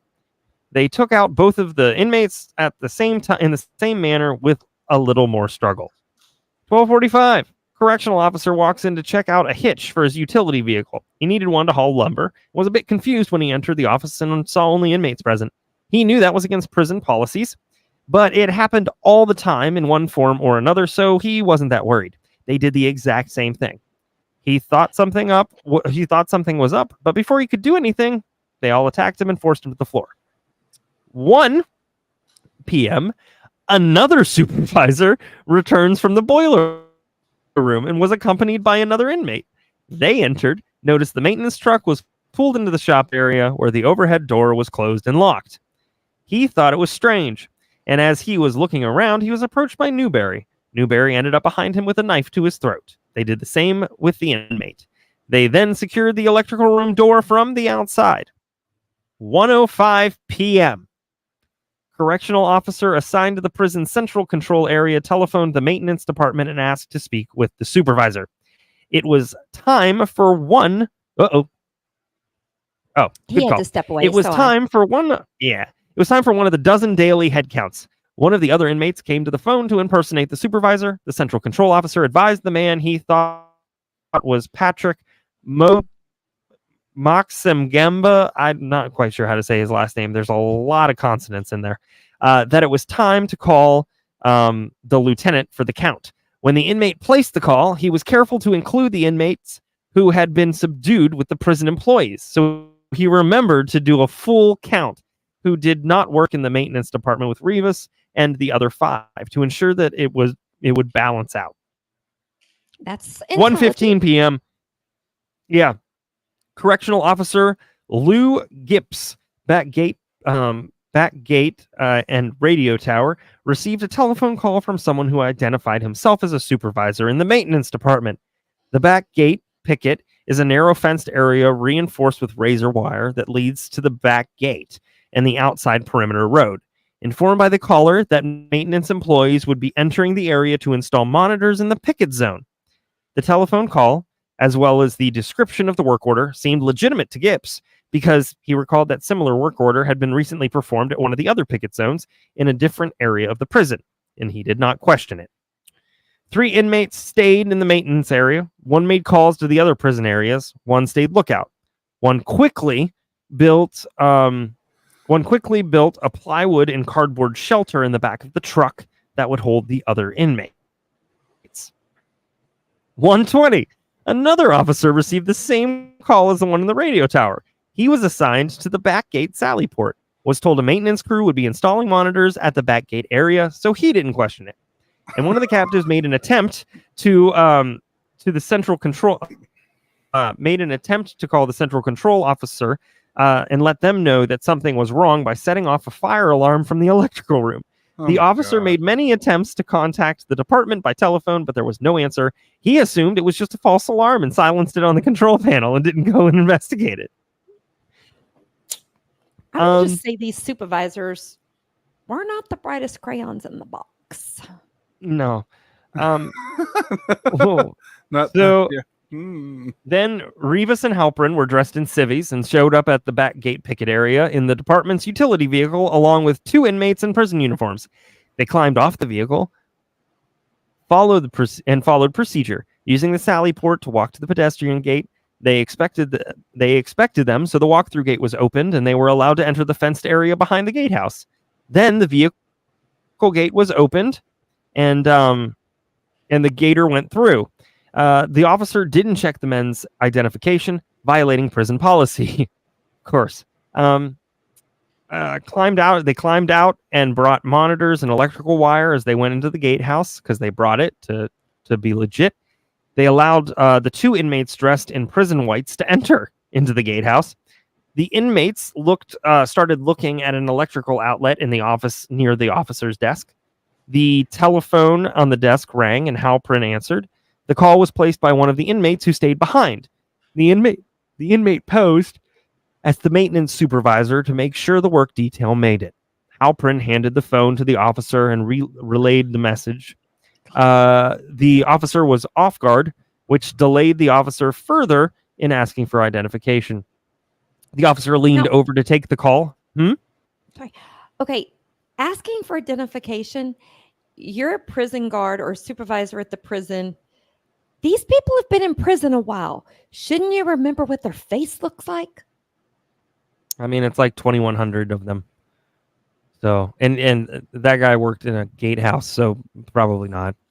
Okay. I know. You're being kind. Yeah, I am. There's still a lot of stupid shit that happened during this, though. So that's the only defense I have. The officer leaned over to take the call, and Rivas grabbed him, put him in a headlock, took him to the floor. They took his uniform, pants, and shoes, bound him, taped his mouth, and carried him into the restroom, securing the door from the outside. Halperin identified himself as the maintenance worker to the officer in the tower. He thought it was the same person he saw earlier, and he opened the outside gate and allowed Halperin to leave the area. Then he opened the picket door, which allowed Halperin to enter the tower.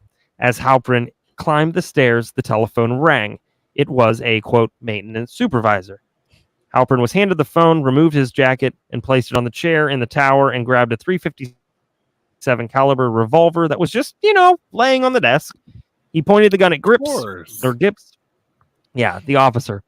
Murphy yelled up at the tower to open the gate. Halperin didn't know how to operate the controls. Gips complied, teaching him the controls for fear of his life. They took Gips downstairs in the tower because that's where the guns were stored. Halperin used his belt, the officer's belt and shoestrings to tie him up. They collected the following guns: Remington 12-gauge pump-action shotgun with 14 rounds of buckshot, 14 Smith & Wesson Model 67 .357 Magnum revolvers with 210 rounds of ammunition. They called the maintenance department and told accomplices that it was safe to leave. Halperin, Murphy, the other inmate, carried the weapons and ammunition from the guard tower and then took the truck and drove out the prison's back gate. I mean, these guys are not stupid. No, not at all. So in terms of the call, Gips was able to free himself and ran up the stairs. He saw the prisoners in the white truck and used the radio to request assistance. The warden heard the call. He was concerned and embarrassed as he heard the call with an outsider.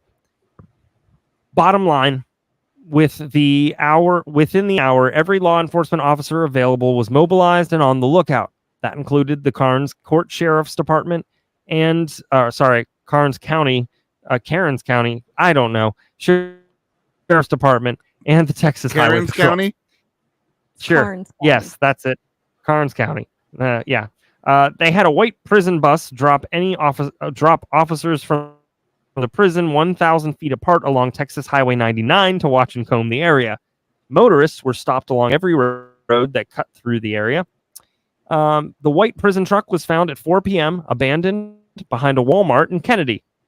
2 vehicles were present in the ATM videotape they were able to obtain when the prison truck arrived, and they both left afterwards. Vague descriptions of those vehicles were circulated all around. It has wheels. It was the only thing they had. If it was them and not a coincidence, they had outside help. Either way, their trail vanished at Walmart, because of course it did. So here are some quotes. Everybody that we can get a hold of, every lawman in the state of Texas is looking for these guys, said Larry Todd, a spokesman for the TDCJ. We certainly consider all the inmates armed and dangerous. We know they can become desperate. They may have to split up. They may have gone in pairs. We don't know. What it tells us is that the escape appeared to be well planned from the inside of the unit to their arrival in the community, Todd said.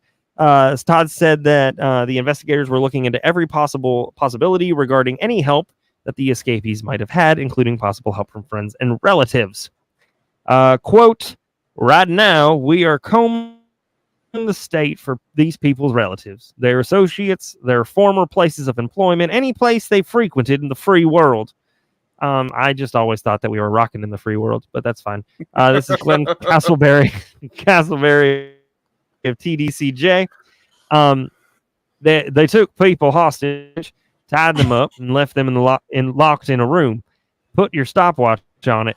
By the time the front office declared, by God, it was an escape, and sounded the alarm, they were gone. They were probably outside the perimeter before the perimeter was set up.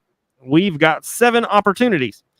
Someone's going to make a mistake, and if we get one of them, we may be on the road to catch all of them, even if they've broken up. Castleberry remained optimistic that the 7 escapees would be caught soon.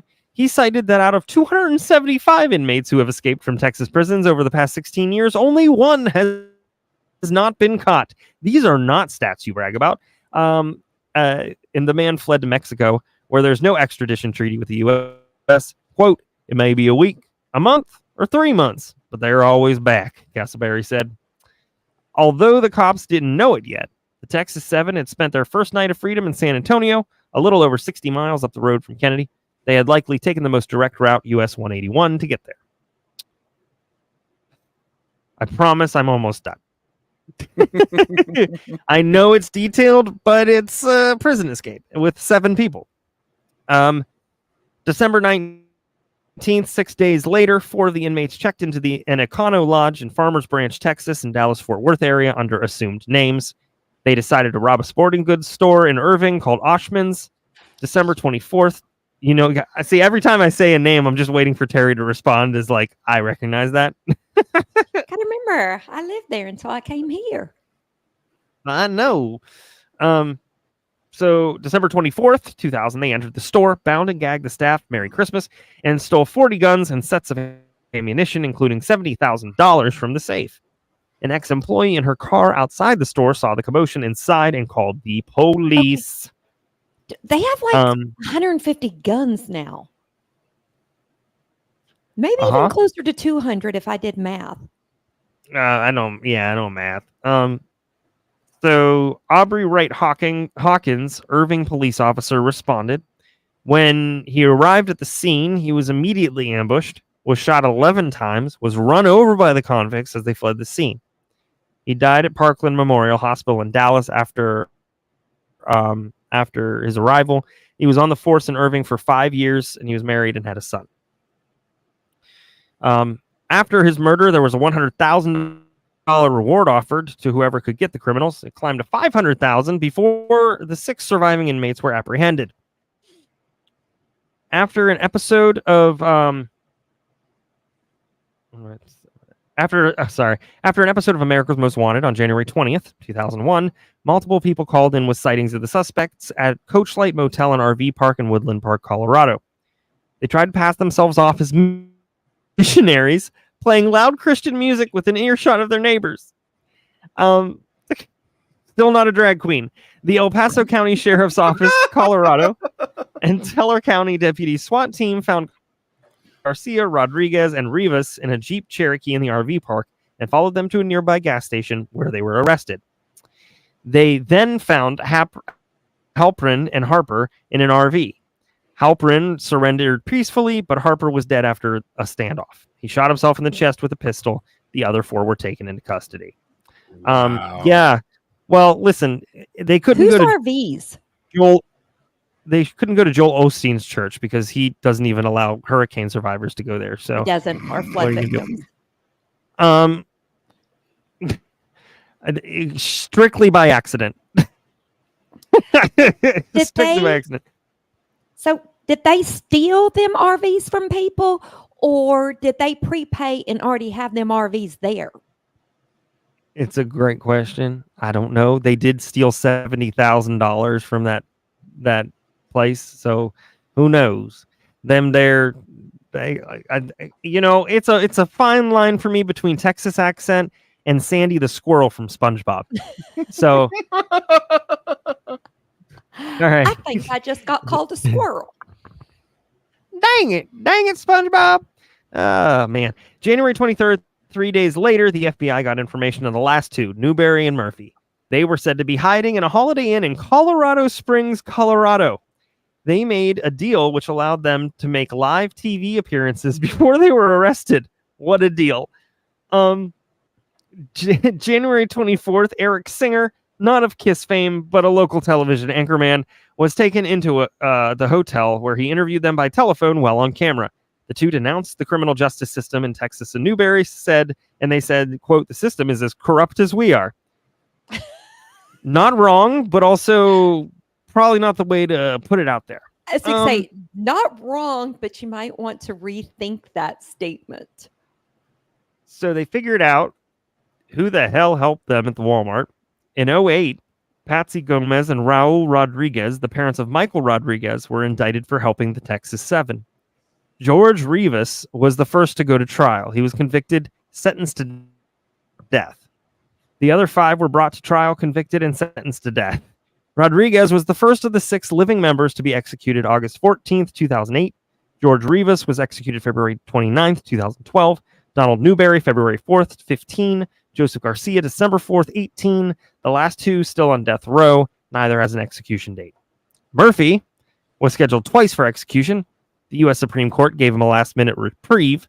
They said that he was denied his request to have a Buddhist priest in the execution room with him.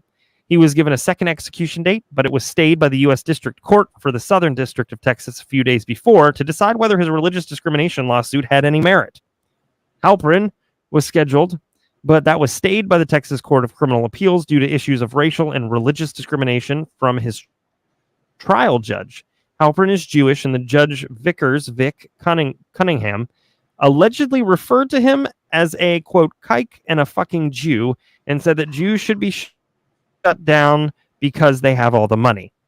Jesus. He said the judge said this on the bench, because if so, the court reporter would have that in the little thingy they do. I don't know if it was on the bench or in another form of I mean, it was wrong. Communication. Yeah. Wrong. I mean, overall, what a doozy. I need a nap. I mean, Texas has a lot of racist people. Yeah, I need a nap. You don't say. For sure. I mean, I am racist against stupidity. Yeah, Okay, that for was supposed sure. to make you laugh. No, I mean, it's okay. Keep going. Wait, what did you say? Sorry, I was handling something too. I'm sure in the you back were. end. I'm sure you were. As long as my son's not involved. Nope. Nope. So she said. Yep. What? I don't know. Sure. I quit. Anyways, that's it. I need a nap. That's the end of that. I know that it was long. I know that it took an hour or whatever it took. But the thing is that is a case, that is an escape that truly deserves a movie. It does. And honestly, Yeah, if these guys could have just put all of that fucking intelligence and motivation into something constructive, we wouldn't have to, you guys wouldn't have to deal with, whatever you're dealing with now. But I think it's fair to say that some of them were dealing, whether it was mental issues or trauma from their life, and they're males, so they don't mature as fast as females. You're So not if you hurting my think about it, they were still very immature, and their brains weren't I mean, I'm not by Still any am, chance Terry. saying Still am. what they did was right, but I'm just saying if they would have maybe gotten some help before they got so far past that line, they might have had a chance because they were not stupid. I have to tell you, that was a pretty dang good plan. It was a very good plan. Very good plan. They were just missing the poster of Rita Hayworth. They would far less death if there was just a poster. That's all I'm saying. And a Morgan Freeman. I mean, all I know is I'm beginning to think in the Texas Department of criminal justice, I think maybe they give out the title supervisor like the banking industry does VPs. Because in banking, everybody gets a VP title because they were not supervising anything. Yeah, I don't know. Not at all. It's just a failure across the board. And I hope I didn't look further past it, but I hope that they were friggin' investigated for their failure. It's Texas, sweetheart. Do not think that. I know. I'm sorry. My hope was showing. I should probably cover it up. This is Texas. Yeah. Yeah. True. Well, that was a good one because that case is insane. And hearing someone's take on it, not from Texas, was kind of cool. It's a piece of work. It's a doozy. The only other prison escape that I know of where that many people worked together was the Alcatraz, where they made rafts out of raincoats and stuff because they have no idea whether they made it or not. Yeah. But I mean, getting 7 people together to work on teamwork when you're in prison, I mean, that in itself is somewhat impressive to me. Of course, it doesn't take much to impress me. Well, here's a hint for everybody. That don't impress me much. One of those guys that escaped Alcatraz. He's Robert. Is that why he has the big punani on his face? I mean, when I was a child, I went to Alcatraz, so I did leave. That is the best looking merkin I've ever seen. That's all I'm saying. Oh man, good Did you grief. notice that probably there's no other state outside of Texas who executes so fast? It was really impressive when I wrote it. I was like, wait. It was like year after year after year after they were not effing around. And I think it has a lot to do with the fact that there was definitely a police officer killed, and that's terrible. It's terrible when anybody dies, but typically when things get personal, people tend to go away very fast. So yeah. Well, if you're the right victim, then yes, because there are some people who've been on death row a longer time, but they didn't kill that perfect victim. But no, that is an interesting case, and you did a great job. Thank you. I felt like it needed to go fast because it was. I like it slow. Oh, I'm sorry. Oh. Well, Mike likes it slow too. We talked, and Mike's not on the full tonight. ball. Not tonight.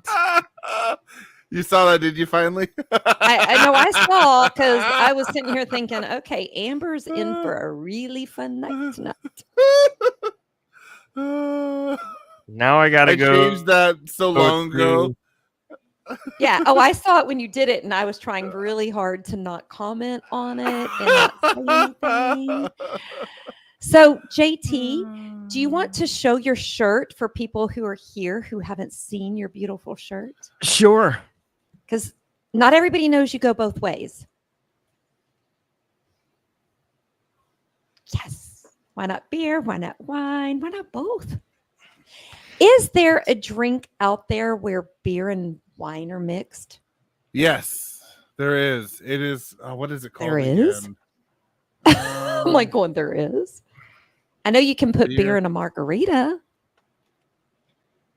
A beer and wine hybrid is called a Oeno beer. I don't know, but we got a lot of people saying yes. Oh, but I like people who say it's nasty. Okay, I'm thinking it's nasty. There actually is a name for a beer wine hybrid. It's coming up. Oeno beer. OENO beer. It's not the one I've ever heard of. I've had Frambrosia in beer. Framboise. Okay, maybe that's how you say it. Framboise. Okay. Framboise. It's like that would be a raspberry beer, I think. Okay. I've definitely had some beer wine hybrids, but I'm not seeing the right name here. I don't know. Do you know of any beer wine hybrids? Any cocktails where you mix beer and wine? He says, God, no. He used to be a bartender. God, no. He said, God, no. He's just wrong. That's a man after Bruce Grimes' heart. Quit. Somebody just said that we're a redneck. We just mix it ourselves. No, that's where you get the moonshine from. A Corona Rita. That sounds like something different. That sounds terrible. That's a margarita and a Corona. Which no, but it's really good. Hey, to each their own. I just don't like lagers. Charles Barkley said it's terrible. Terrible. Horrible. See, I went from one imperial stout to a different imperial stout. So, okay. Can you school me, Mr. Brew Crime? Since you're here, can you educate me? What is the difference between a lager and whatever word you just said? Pilsner? Pillsbury? Pilsner? A Pilsner? Pillsbury is woohoo! That's Pillsbury. I don't remember saying Pilsner, but a Pilsner and a lager. But what's the other beer you're drinking? Oh, a stouter. Stout? A stouter, yeah. What is so flippin' funny? Stout, not stouter. That's what I said, a stouter. Like if you drink a lot of stout, you become stout. Stout. Okay. There we go. So what's the difference between all of those varietals? Technically, a stout could be a lager or an ale. Lagers and ales, it's the yeast that is used. So a lager yeast, you cold ferment. An ale yeast, it's like sort of a slightly warmer fermentation. But when people say lager, they usually think of like a Budweiser, a Molson Canadian Canada, that kind of shit. A Pilsner is a slightly hoppier lager, but it's still like yellow and fizzy. Stout is dark as hell. You can't see through it. The darker, that the looks better. Like that Guinness. Is it Guinness? Guinness, yeah, Guinness is okay. Guinness. Kind of flavorless. This actually is as viscous as syrup. No, that Guinness, it got flavor and it's not good. No, flavor. It doesn't. Oh, it's no. Guinness is almost flavorless. It's fine. Okay. It's terrible. It's terrible here. I will stick to my Mick Ultra. You do that. I will never drink it, but you enjoy it, please. Or Coors Light. I won't drink that either. I'm a snob. It's okay. Will you drink a Corona? That's our entire show. No, it's not. Will you drink a Corona? Negrio? Negalero? Are you talking about Negroni? And that's not a Negroni. beer. No. It's not a beer. Negroni, that's a beer, but I'm not. No, I won't. Is it? Yeah. What is that Mexican beer that I will drink? A Negroni cocktail. Dos Equis? I think there's a dark Dos Equis, isn't there? Yeah, there is. But there is. Dos Equis is good. Negro Modelo. That's thank you. Yes, Captain. Like yes, Negro Modelo is not bad. Thank you. Not bad. Sam usually Adams. When I go to usually when I go to Mexico or Cuba, it's like tequila or rum drinks. Like I just stick away from yellow fizzy. I do like You put an orange on it. Oh, Kelly, I've had 2 beers that were 12% Blue Moon. alcohol. Blue Moon. Thank you. Yeah. Yep. I've had a couple of glasses of wine and some Denver. This Some one was Denver. 12% alcohol.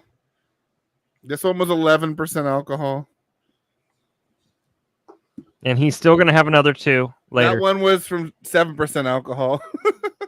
I had that before the show. Yeah, anybody who doesn't think that we don't, believe in our art. We do, but I mean, I am smart enough to know, just like wine, beer has the same thing. There's Cabernet, there's Merlot, there's Sauvignon Blanc, there's Rosé. Then you add bubbly, and then you add different stuff, because I like stuff from New Zealand.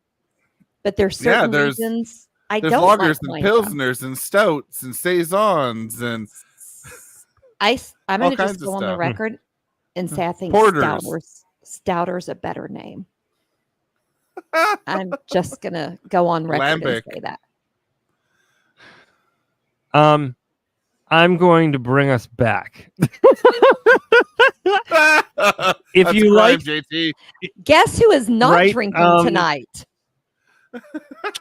If you enjoyed, Mike, just so you know, I'm going to cut you off. Most of the time, he's fallen asleep when we're recording, or he's had opportunity to fall asleep, or he's drank an entire bottle. Here we go. Yeah, JT. it's one of the 2. So yeah, right. That's me. Yes, I sleep with it. If you guys enjoyed the mixture of everything, obviously the other show that I'm on with Mike is Brew Crime. You can look it up. We're at Brew Crime for everything. So take a listen. We have not only the true crime shows with the case an episode, but we also have Brew Crime News, where we cover stupid news and ridiculousness in all different forms and functions and topics. So there's a lot of stuff to be offered. Holidays. Yeah, there it is. Yeah, are we doing that again this year? I'm going to throw this out there. I think we need to maybe talk to Amber, get her to tie Mike down for us, and get him to join on to TCW2 Media and join up with us. We need to talk about that's a conversation. That's why I'm going to have Amber tie him to the bed. Terry wants to tie me up. Like, what are we talking about here? Is this a surprise to anybody? I mean, I woke up unable to move one day, and I don't know. Getting ready to message Amber now. I mean, when we were in Denver, I might have. I mean, consent, Terry. Consent. I would get Amber's consent. I would absolutely get Amber's consent. And you know what's funny? Terry consents. That's what she needs. And I bet you Amber would consent. Amber would say, absolutely. Am I wrong? You had to just send her to your pets, and she would just not know what was going on. She just needs to come and play with Jasper. Mm-hmm. But no, it was nice having you on. I am so happy that you agreed to jump on camera with us. Of course. Why not? It's a new thing. It's fun. Brew Crime will wind up being live someday. Probably not. I can't edit it to sound smarter than I am. Somebody asked how Jasper is. Jasper is doing very well. We are actually going to get him a new crate because he's getting taller. And he needs a little bit more space. And he loves to go visit his Bibby, which is my mother-in-law, because she has kitty food in there. And Jasper loves kitty kibble. He thinks it's like Bluebell ice cream. He's all like... Goofball. What a goofball. All right. Reminded everyone to go over to Jasper's Instagram page. Yeah. For sure. Yes. Mike, you're always fun. And anytime I can't make it, I think JT should have you on, and anytime JT can't make it, I'm going to be reaching out. And somebody asked, what kind of doggy? Jasper is a Nigerian dwarf goat who just happens to live in the house. He's a house goat. He's a house goat. But thank you, Mike, so much for coming on and hanging out with our craziness. And I don't know what we are tonight, but we are a lot. I'm extra. All the things. Extra. All the things. JT, you want to close this out? Yeah, sure. Thank you, everybody, for tuning in. We really appreciate it. Please take care of yourself, your friends, your family, and your community. Don't let anybody dull your sparkle, and shine on, you crazy diamonds. Shine on. As always, stay safe. Watch out for crime, and enjoy your wine time. We'll see you guys tomorrow at 9 for Women on Death Row. Mike, you want to give us anything? Head over to brewcrime.com and check out our show. All right, everybody. We'll see you next time. Bye. Bye, guys.